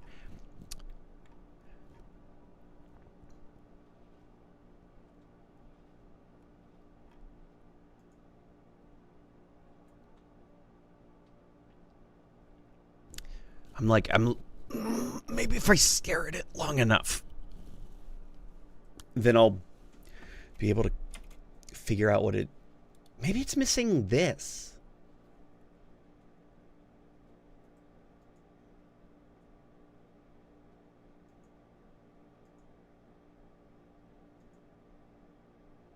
Definitely don't watch the Seth MacFarlane one, LMAO. The Seth MacFarlane Star Trek knockoff looks annoying. It looks annoying. I didn't watch it back when it came out, and I don't ever plan to watch it, just because, like, Seth MacFarlane is annoying.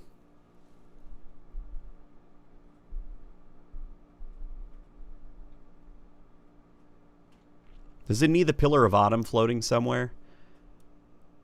Probably.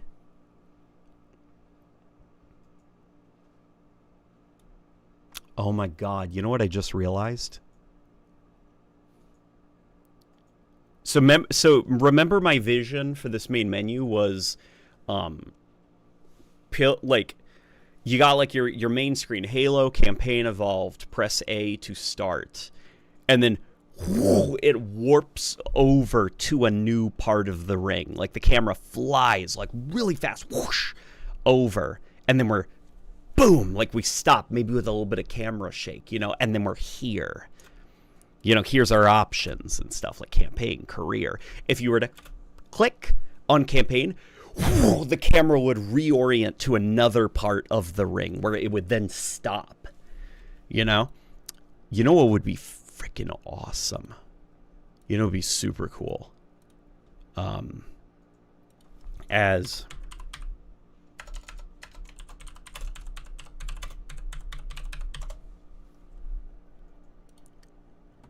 As the screen. Like, I mean, ignore all of this. Like, kind of that.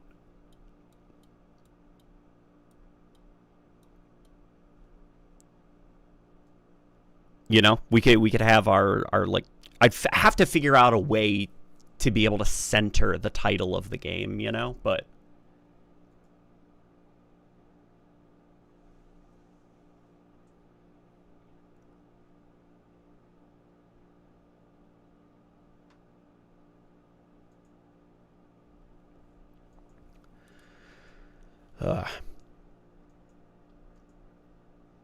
I think I know what I need to do. Maybe.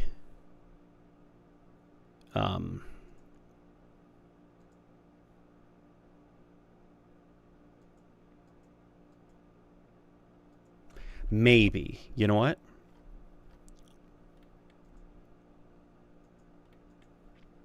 Let's find... Where is that? Here we go. Come here. I need you. You're back in. Come here, color layer. We need you. Okay. You are going to go here.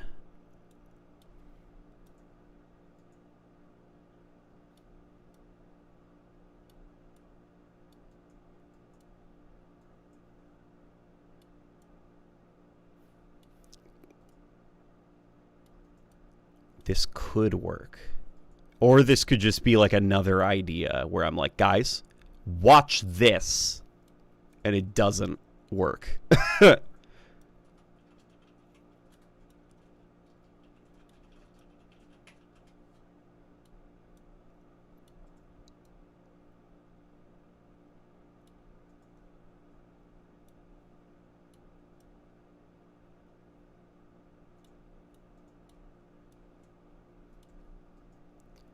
Okay, now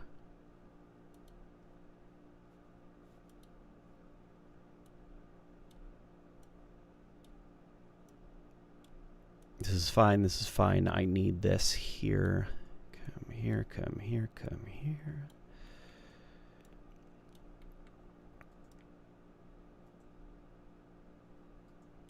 And now we're going to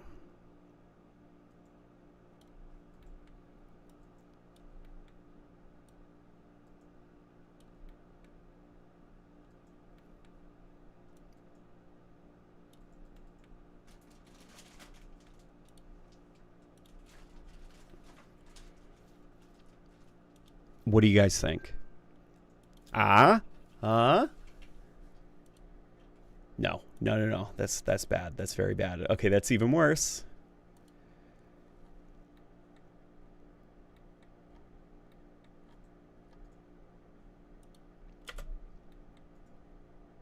It's obviously not finished. Okay, that's obviously not. But is this the right direction? Are we in the right direction with this? How about this? You be Han Solo saying, "Watch this," and then us, the viewers, will be like Princess Leia saying, "Watch what?"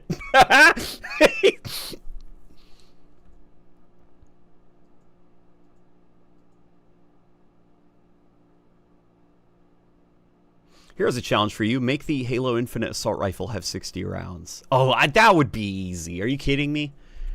That's, I have that tool. Can't remember the name of it right now off the top of my head. It's the modding tool. It's very limited, but it lets you do very simple stuff like you can make a pistol shoot plasma rounds instead of, pistol rounds. You can make a rocket launcher instead of an explosion. It spawns a crate, you know? That would be easy. Oh, are you kidding me? Buddy. Yo, buddy. Are you kidding me? That would be fun to do. Round the edges of the box, maybe?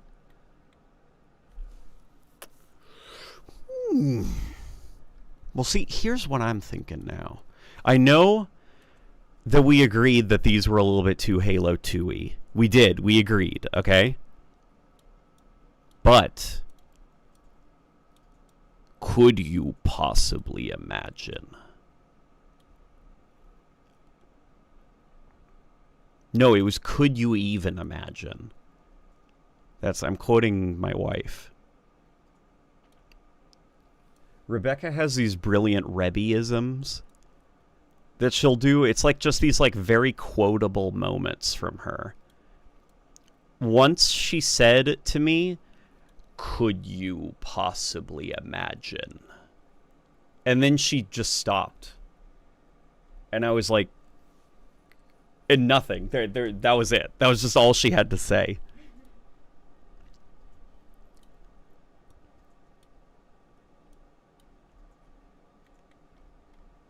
That's a little bit too Halo 2-y. I'm sorry, it's too Halo 2-y.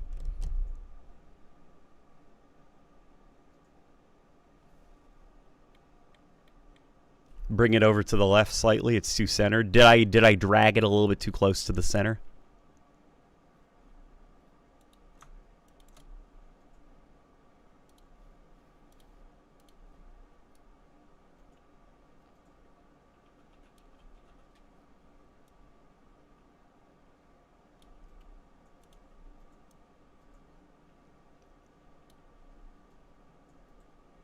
I'm trying to force a square peg into a round hole. Is that the way the saying goes? With this, like these Halo 2 UI accents, they're not it. They're not Halo 1.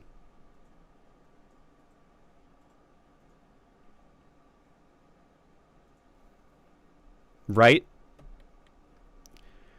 Because none of them, these Halo 2 glowing accent things, like these borders, they don't work with aesthetically with anything else.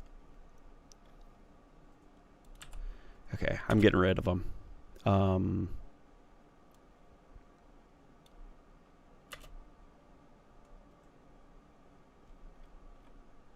And I am this close to just getting rid of that border too, because I'm not happy with it.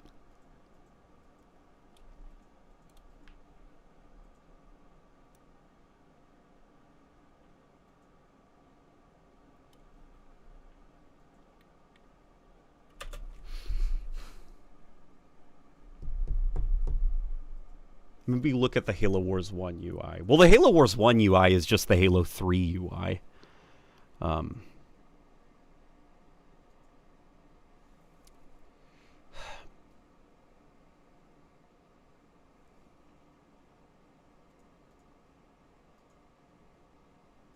You know what?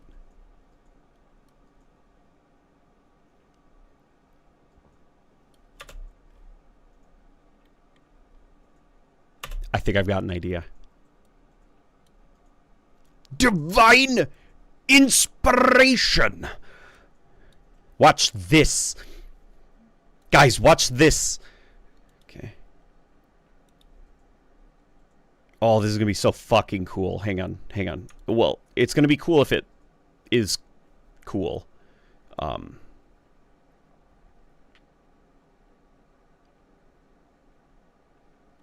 Oh my god, this might actually work. Holy shit. Okay. Here, let me bump up that color matte again. It was at 55. I gotta remember that, okay? 55 was the opacity that I set for it. Where the... Come here. Come here.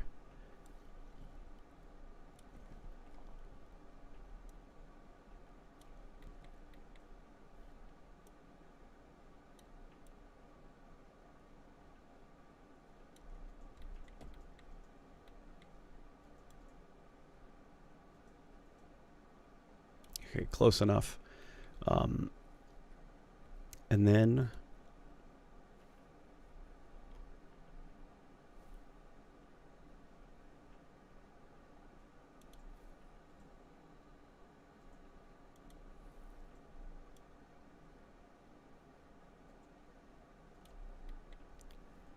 All right.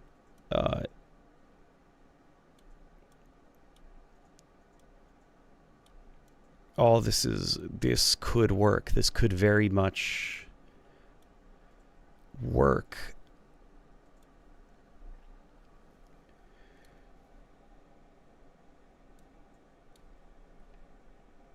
I'm starting to run out of room. Too many goddamn layers. I need to start nesting some stuff.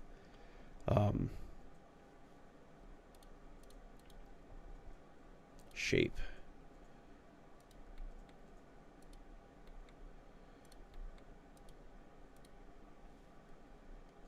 Now just the other way. Hang on. Okay, now. Is this closer? Are we on the right track?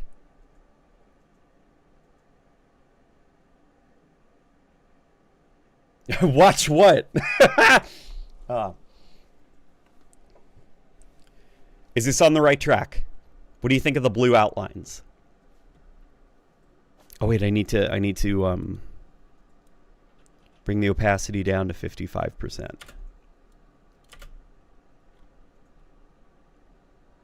That's the wrong color. It's the borders that I gave it, they are the wrong color.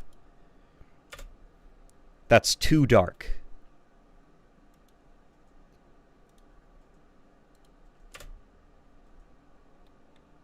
What do we think of this?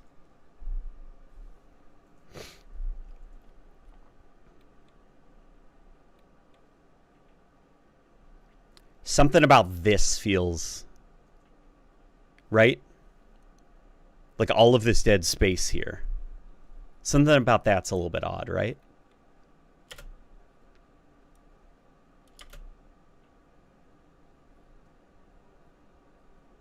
And that seems a little bit too big, doesn't it?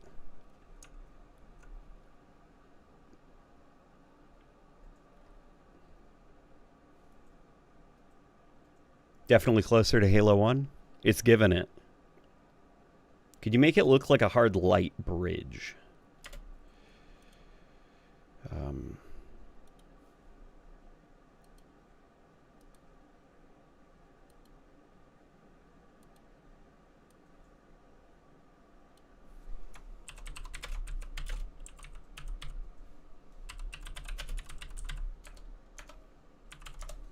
Well, hard light bridge is just like...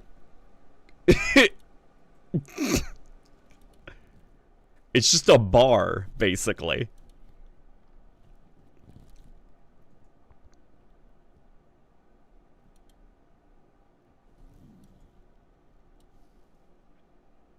You know what? You know what? You know what? You know what?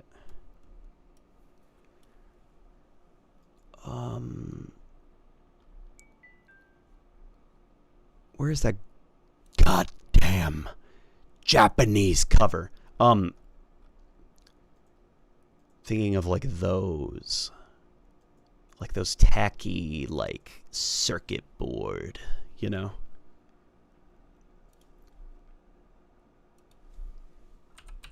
What do you guys think? Like, as a little bit of detailing accents. Okay. This is my super secret Pinterest. Yeah, my Pinterest is pretty fucking cool. I'm very proud of it. I am very proud of it. Every time I open Pinterest, it gives me exactly what I need.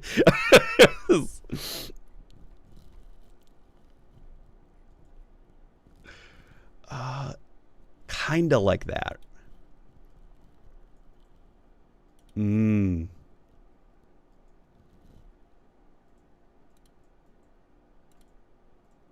Okay. Okay, let me get that color matte and the border too. All right, come here, boys. Let's go, boys. You guys are coming with me. Okay, we're coming over here.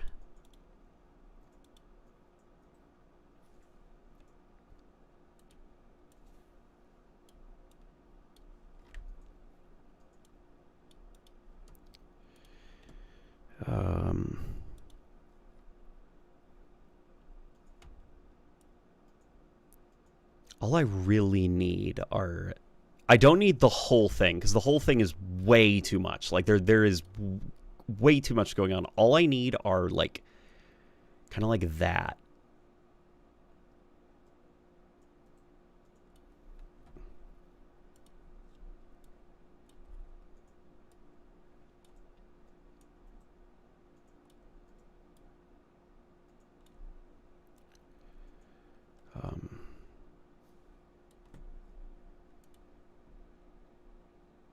My God, he's done it.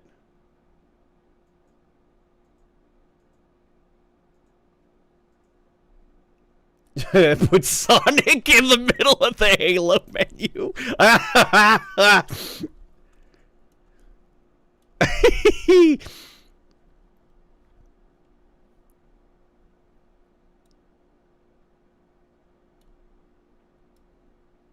Don't think I wouldn't. God, Sonic is so fucking cool. At least Sonic from like the early 2000s and late 90s.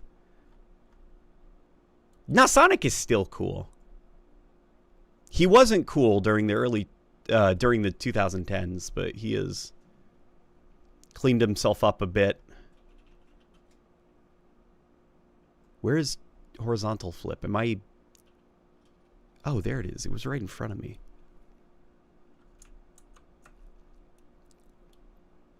Okay, hang on. In order for all of this to work and function and look nice,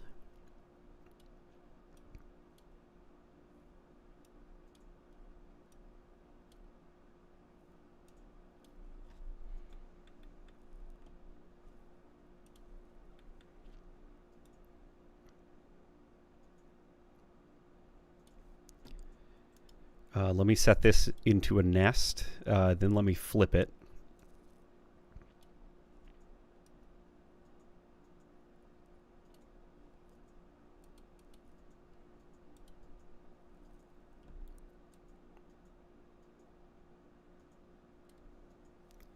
I've got to screw around with it. I got to make it look like, wow, like crazy. Maybe even a bit of ghosting, you know?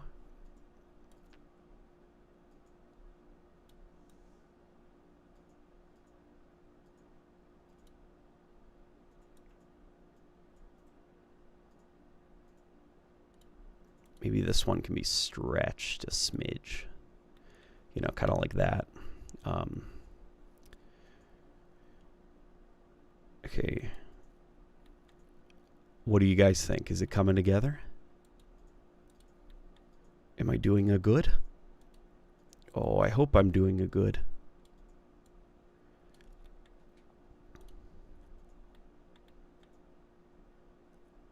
All right.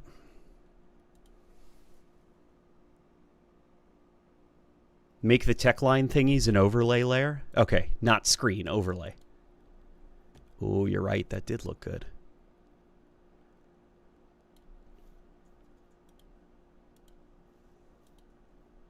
Oh, you're right. Okay.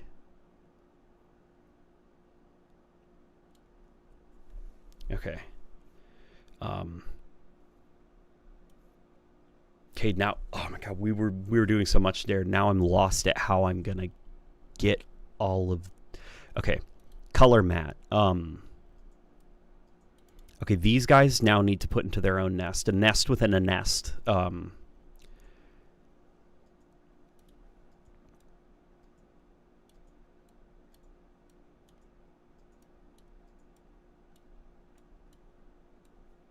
Okay, invert, feather.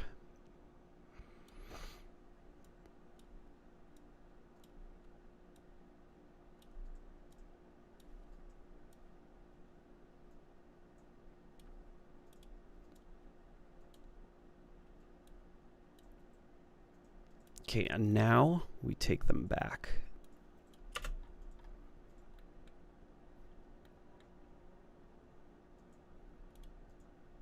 Oh, I forgot to... Hang on, I forgot to cut that thing off. Okay. I was like, what the hell? It looks like shit.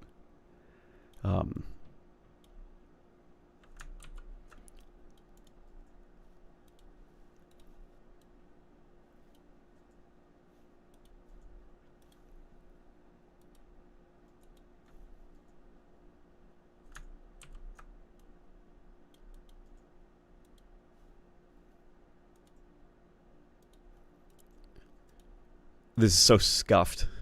I know that there's there's editors that are a little bit more skilled than me that understand, you know, workflow, organization a little bit better. But if you guys got any advice, if you see me making little mistakes, I'm always open to learning.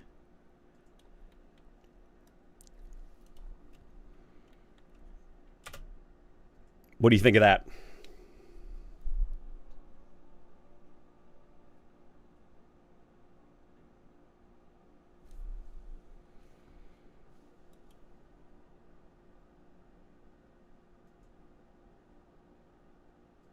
You could put some moving stuff inside of there. I could put some moving stuff inside of there. Ugh! Okay.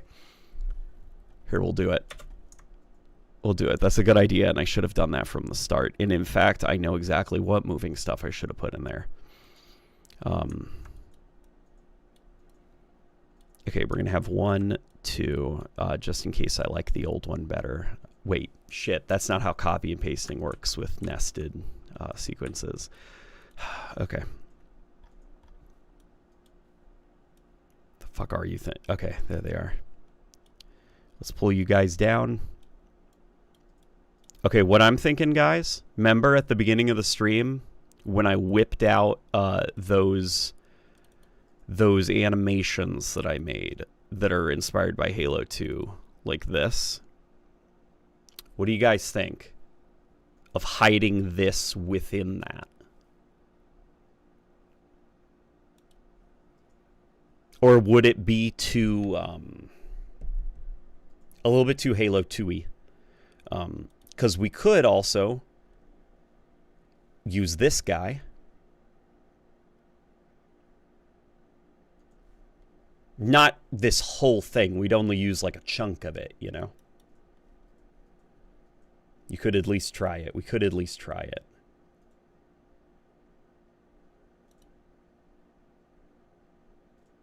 The blue borders are too opaque. They're too opaque? Okay. I do leave. Well, the reason that they're so opaque is because I wanted them to look kind of like Halo 1, you know? Like its main menu. But if it's an instance of like, I understand what you're trying to do, trust me, it doesn't look good, you have to adjust it a little bit. Then I totally get that. So you're trying to do this.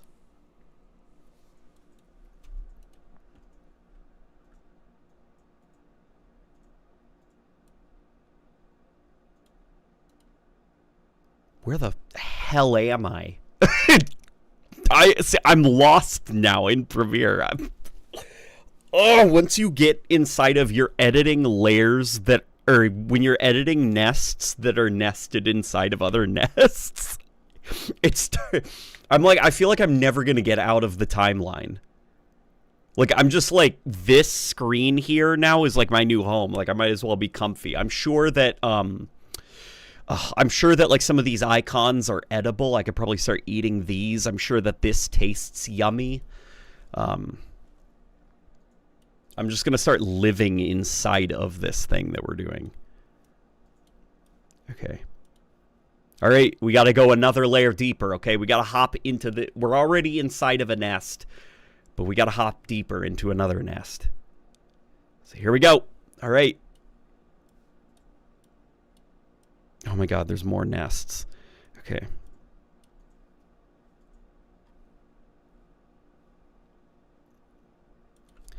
Let me see if I've... You know what? I knew it was a good idea that I did this. 2 years ago,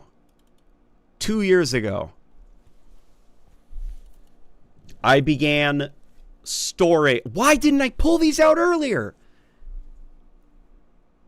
2 years ago, I got a bunch of these stock elements, and I've never found a spot where I could use them. Oh my God, and now... Oh my God, are you fucking kidding me? So much time could have been... You guys don't know how much... Okay, that's why... It's okay. That's why I am organizing. I forgot that these existed.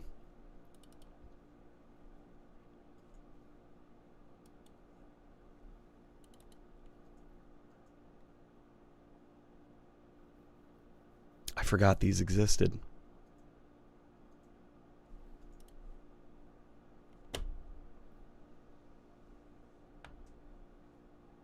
Okay. All right, we're in business. Far too nested for my tastes. What I've done? Yeah. I know. This is very sloppy what I'm doing. This is very sloppy, very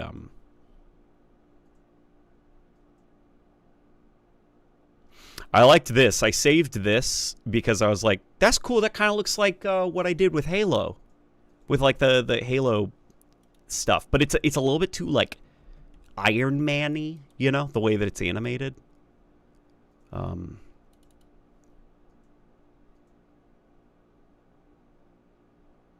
Maybe we could use this.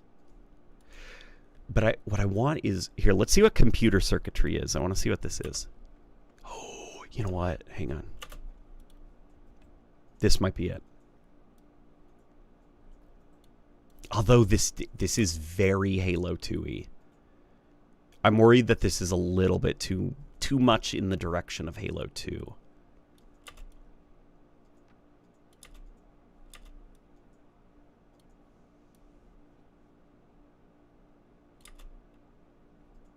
Easily the worst part.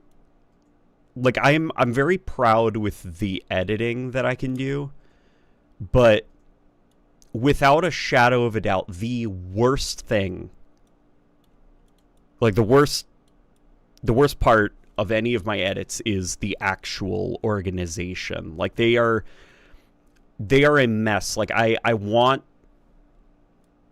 when I'm working, I have the biggest headache. I don't know where anything is, and I've gotten way in over my head with certain ideas. And by Jove, I'm able to get them done.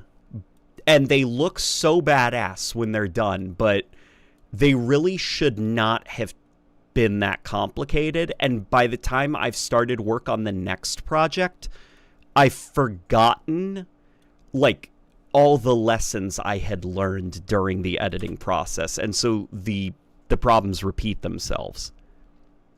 So it's always, like, consistently a very stressful edit.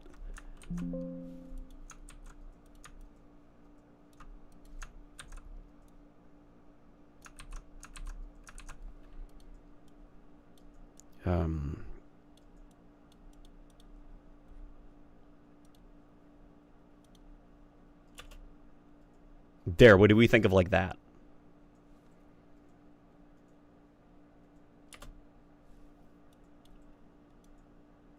Why are you doing this? For fun.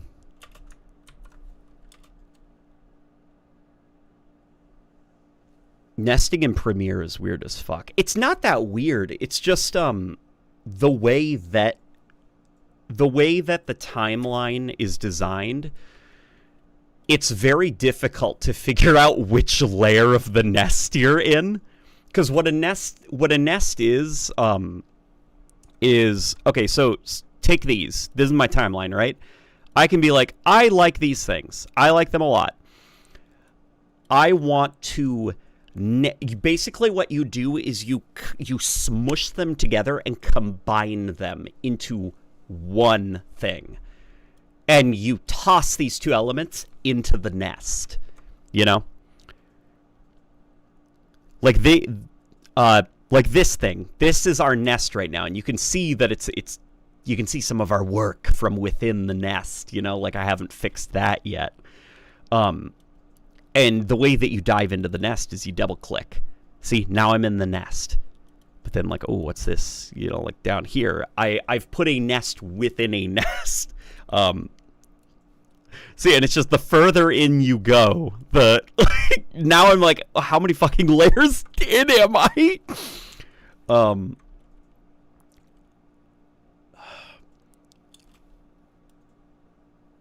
unfortunately, it's a me problem.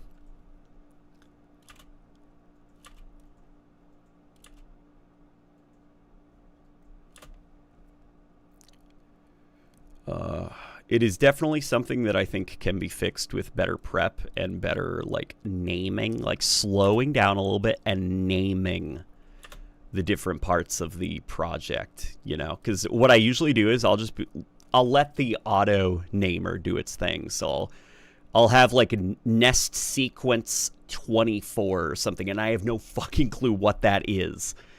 Because I didn't bother to slow down and name that, like, this is holographic-y, light bridge-y, techy, liney thing, you know? And I just end up making life a lot harder for me down the edit.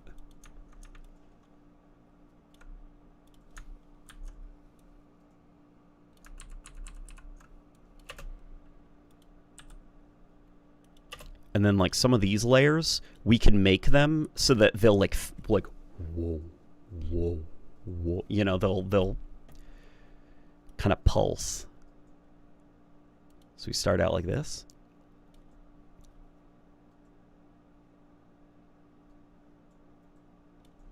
And then it will fade back into like 14. Okay, and now I will copy and oops. I will copy and paste that.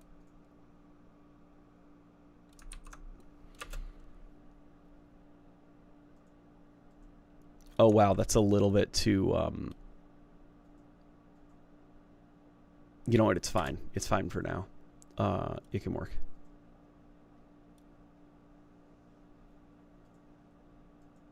Wait, where'd the oh shit. Okay.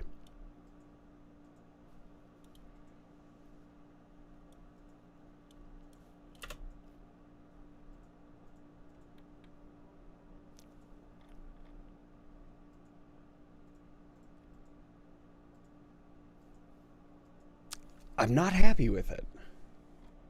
I'm not happy with it. I'm not going to lie.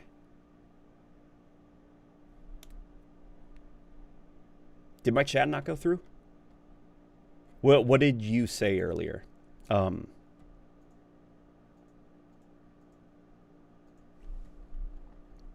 Check out Dead Space's UI.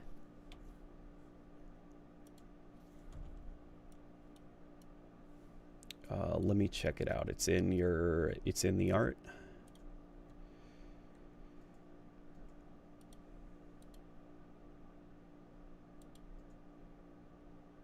That's very cool.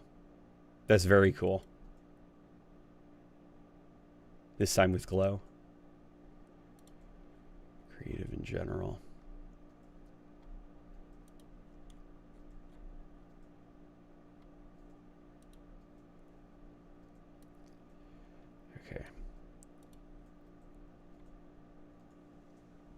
Media share channel. That's where it is.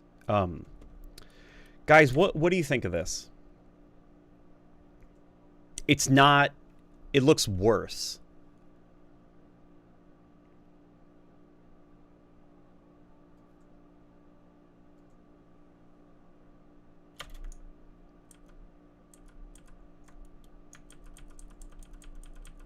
Here, I'm backspacing or undoing.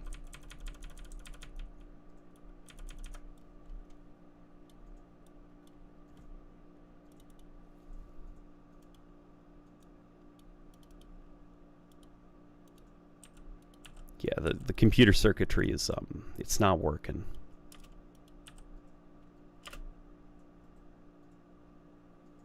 Because it's not, it doesn't feel like it is a part of anything else, you know, in the main menu. Like this just is not.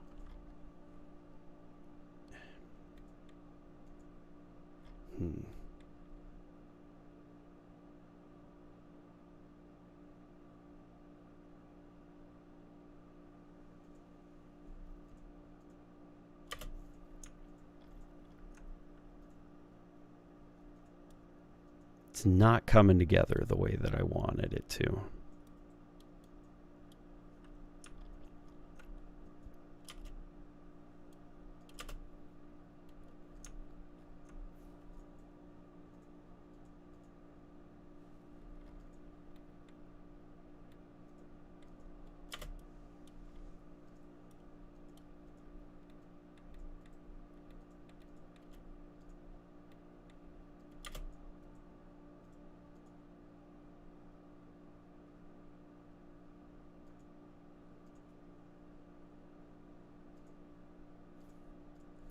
I think this is too big. Like, this whole thing basically is too big. I think that's what the issue is. And there definitely needs to be some kind of cutoff here. I don't know. What do you guys think?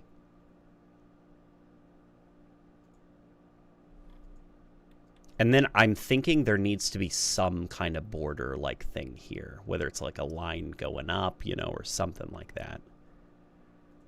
Like, we're definitely getting there, I think. And then obviously, you know, we're gonna have like the like A, B, like, you know, confirm. We're gonna have like the social tab here, you know, like the version number. Like we're gonna fill it out. We're gonna fill it out everywhere, you know. But it's this area. It gives graphic design is my passion. Like that if we were to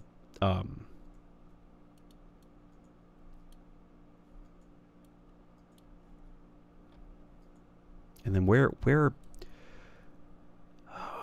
the fuck is the text? There it is. Okay, it's sequence 05. Like, this feels good, right? This feels solid. It feels we've got the background nailed, you know.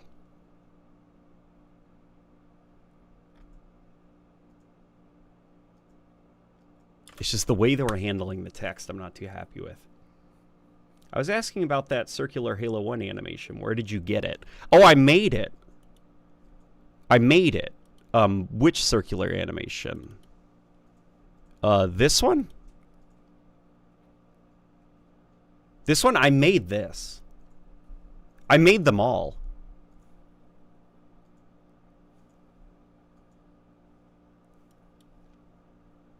Here's a cool looking one that I did. Wait, no, that's just the marathon logo. There's it with a bunch of scratchy filters and stuff. Yeah, I made these. Okay.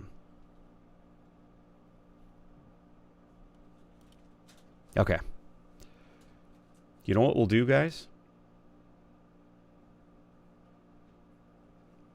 What we will do is we'll call it for now. What's good? What's good? What we're going to do is we're going to call it for now. What I want to show you, though, before we hop off, that was actually fun, but holy shit, I'm tired.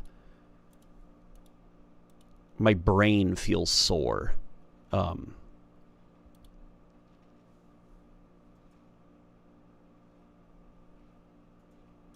show you guys this, okay?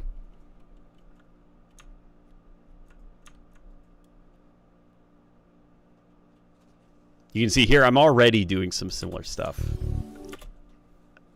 Too loud.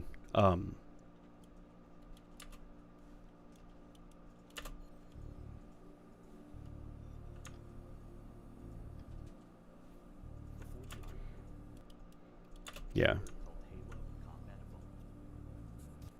Yeah, I've got like a bunch of, you know, like the Covenant, the whatever.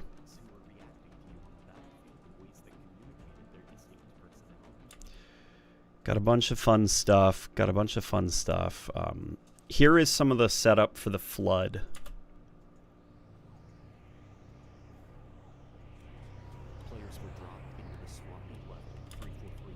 Hang on. Don't know why it's so loud.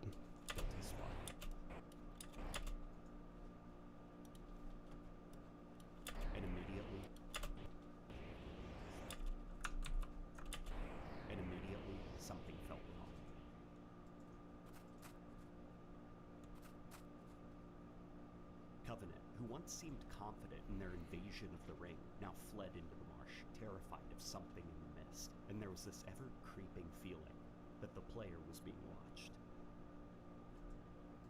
Deep beneath the swamp, inside a blood-stained Forerunner laboratory, the players finally learned what the Covenant had stumbled upon. The horror that had been sealed away beneath the ring was now free, a terrible evil. A great flood. Yeah, that's some of the stuff that I've got going on now with it's just, I don't know. I think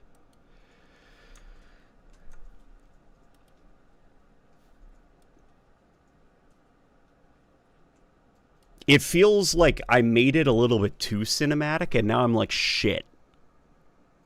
I need to pull it back a little bit because this is going to take forever because I feel fucking exhausted after a recording session because it does now genuinely feel like I'm trying to shoot something, you know? Like I'm thinking about continuity between shots. I'm thinking about flow. I'm thinking about like, well, I can't just cut to this now because how did the player get there? And now I'm like, okay, dude, chill. It's a YouTube video. Like I'm overthinking things. Who narrates your videos? They got a good voice. I know, right? I should find them. Whoever they are.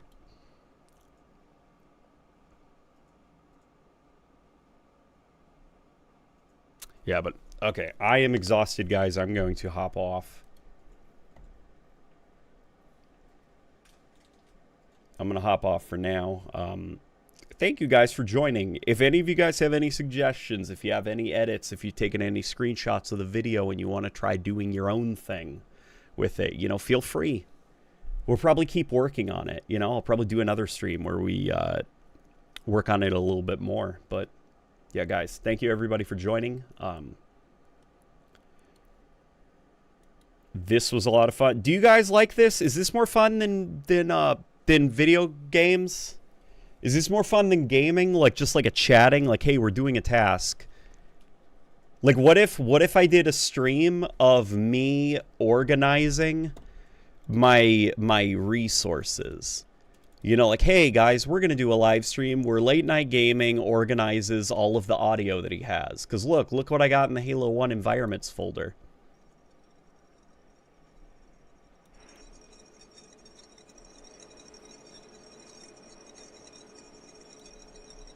You guys know that sound, don't you? Wouldn't that be fun?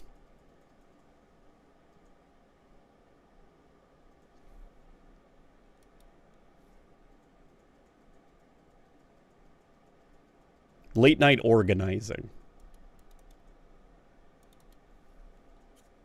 Look, you guys know these sounds.